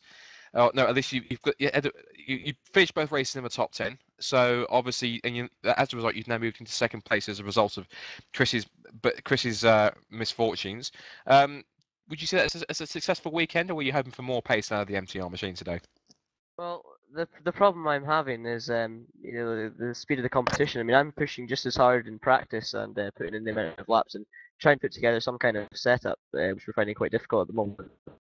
You know, it's just the pace of the rest of the guys is just too quick at the moment. I was quite good over 1 lap, and a couple of days ago I was delighted with the pace, thinking I had a shot at the top 5 looking at live racers, and then when I saw Toby and Ryan come in with the 17.1s and the 16.9s, I was back, to be honest. It's just unbelievable pace. Really appreciate near them. All in all, it was feelings today. I think I had my even worse results with an 8th, but then again, I'm still top 10s. I've been in top 10 every race, and I got another top 5 in the first race. I mean, it was fairly clean racing.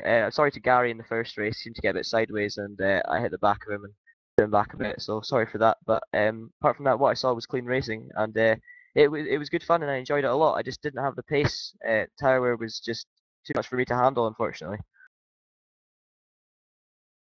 And of course, as we said, the results that you got today put you into second place in the championship. Obviously, as you said, the pace is pretty strong up at the front. So, I mean, do you think that that's kind of like a second place that really, pardon me for saying the term, is a little bit meaningless for the fact that obviously, if you know you haven't got the pace to change the likes of Toby and Chris and Jesper up at the front, do you think that maybe a chance for the championship isn't? It's not really possible. Do you think that you still keeping the faith going into Knock Hill in 2 weeks' time? Well, obviously, it's never impossible until mathematically. But since the start of the season, I've known I've had nearly no chance of the title. I mean, I came in expecting, as I've said many times before, to be outside the top 15, stuff like that, and to be sitting in second place in the championship is just unbelievable. It's just unbelievable for me. I had no idea I'd be this high up, and it's just consistency, really. I mean, I've had okay pace, but really surprised to be up there. Obviously, Chris had misfortune, and that's the thing I've been missing. I've not had much misfortune, and it's really helped me along. And I'm just delighted to be here against all these, great racers and so high up. It's just a privilege, to be honest. And obviously, I've got no intentions of championship. I have to, and I'm hoping to in the future. But right now, that's just not a possibility. So I'm really happy Toby if he goes on and wins his first championship, and if Chris catches up, I'm happy for him as well. You know, but if I can get top 5 in the championship, I'd just be over them, and it'd be absolutely dream come true. Excellent stuff. Well, well done for taking second in the championship, and of course, hopefully you can at least do something to try and prevent Toby taking his championship. But of course, we'll obviously, well done to you for obviously your points finishes today. I'm going to quickly try and wrap this up in the next 5 minutes or so. So quickly, let's move on to the next man. Just quickly, let's see, Liam, you may want to have a chat with Mr. Gary Lennon if he's available. Yeah, indeed. So, Gary, with us? Hello. Yeah, so Gary, you had a great race in race 2 for you today, of course, coming off the back of a fantastic effort last time out and getting yourself 2 victories. How was this race for you in reflection? Both races very good from my point of view, and quite a lot of fun. But there's a little moment with John in race 1, but I don't think I could fully blame him for that. I got myself tied in a knot, and I was just about to get it recovered, but a little tap finished me off. But I wouldn't blame John for that one. I feel like the evil Halloween ghoul stealing Andrew's podium on the last lap of race 2 as well, but it had to be done.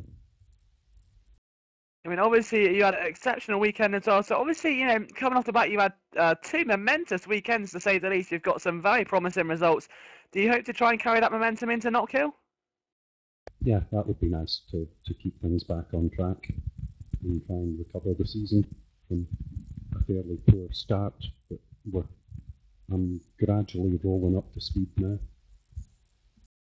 Yeah, well, thank you very much for your time, Gary. I'm sure we'll let you go and chill out for a bit after what must have been a hard day's work for you. Thank you, and congratulations to Toby and Ryan and all the other podium guys. Yeah, awesome stuff. So I think that's just about everything. So over to you, Scott. Okay, excellent. I'm going to have a very quick, I think pretty much that's it. Of course, we've got Andrew Ray and Chris Hacking as well, but I think we are very short on time, so apologies we can't have a chat with you, but congratulations for the points finishes that you managed to get yourself today, and well done to you guys, and hope you'll have a good run in 2 weeks' time. And speaking of 2 weeks' time, I'm going to quickly run you through some of the other things that we've got coming up on TouringProSeries. Quickly, the next event that we've got coming up then is going to be, as you'll see on screen here, the Virtual Minis. That's going to be the Londrina circuit, and that's going to be on November the 3rd, live at 11:15 GMT and now UK time. So of course, we have put the clocks back an hour now, so we're back on the same as GMT time, so that'll be 11:15. That'll be a pretty awesome event. And then after that, we're going to be following on the 7th of November. We've got the next round of the World Touring Masters. Quickly, just going back on the minis, that's going to be commentated by Liam Jenkins and Ryan Callum. And the next event, of course, the World Touring Masters is going to be on the 7th of November. Again, same time as it was tonight. It's going to be night 7:45 GMT. And that's going to be at the Austrian Salzburg, a fantastic, naturally kind of laid out circuit. And that's going to be Keith Barrack and Liam Jenkins commentating on that one. And the next event, which we're going to be seeing here for the Clios, will be in 2 weeks' time, of course, on November the 14th. And that will be at the Knockhill circuit. If you thought it was tight and twisty here at Varano, it's going to be even tighter and even twistier around Knockhill, especially with that very tight hairpin right at the end of the track. But we'll see exactly how close it's going to be. So that's going to wrap up all of our proceedings for tonight's race. Very quickly, my thanks to, of course, Liam for jumping into the commentary box at the last minute for Liam, and congratulations to both Toby Davis and to Ryan Callum for finishing the race for our race winners. You can also check us out. You've got our Facebook, Twitter, and YouTube links there, of course, on the page there. So for myself and Liam, thank you very much for watching. Of course, thank you to GamePod too as well. You guys have been awesome, and we'll catch you for in 2 weeks' time for the next Virtual Clio's race. But until then, goodbye for now.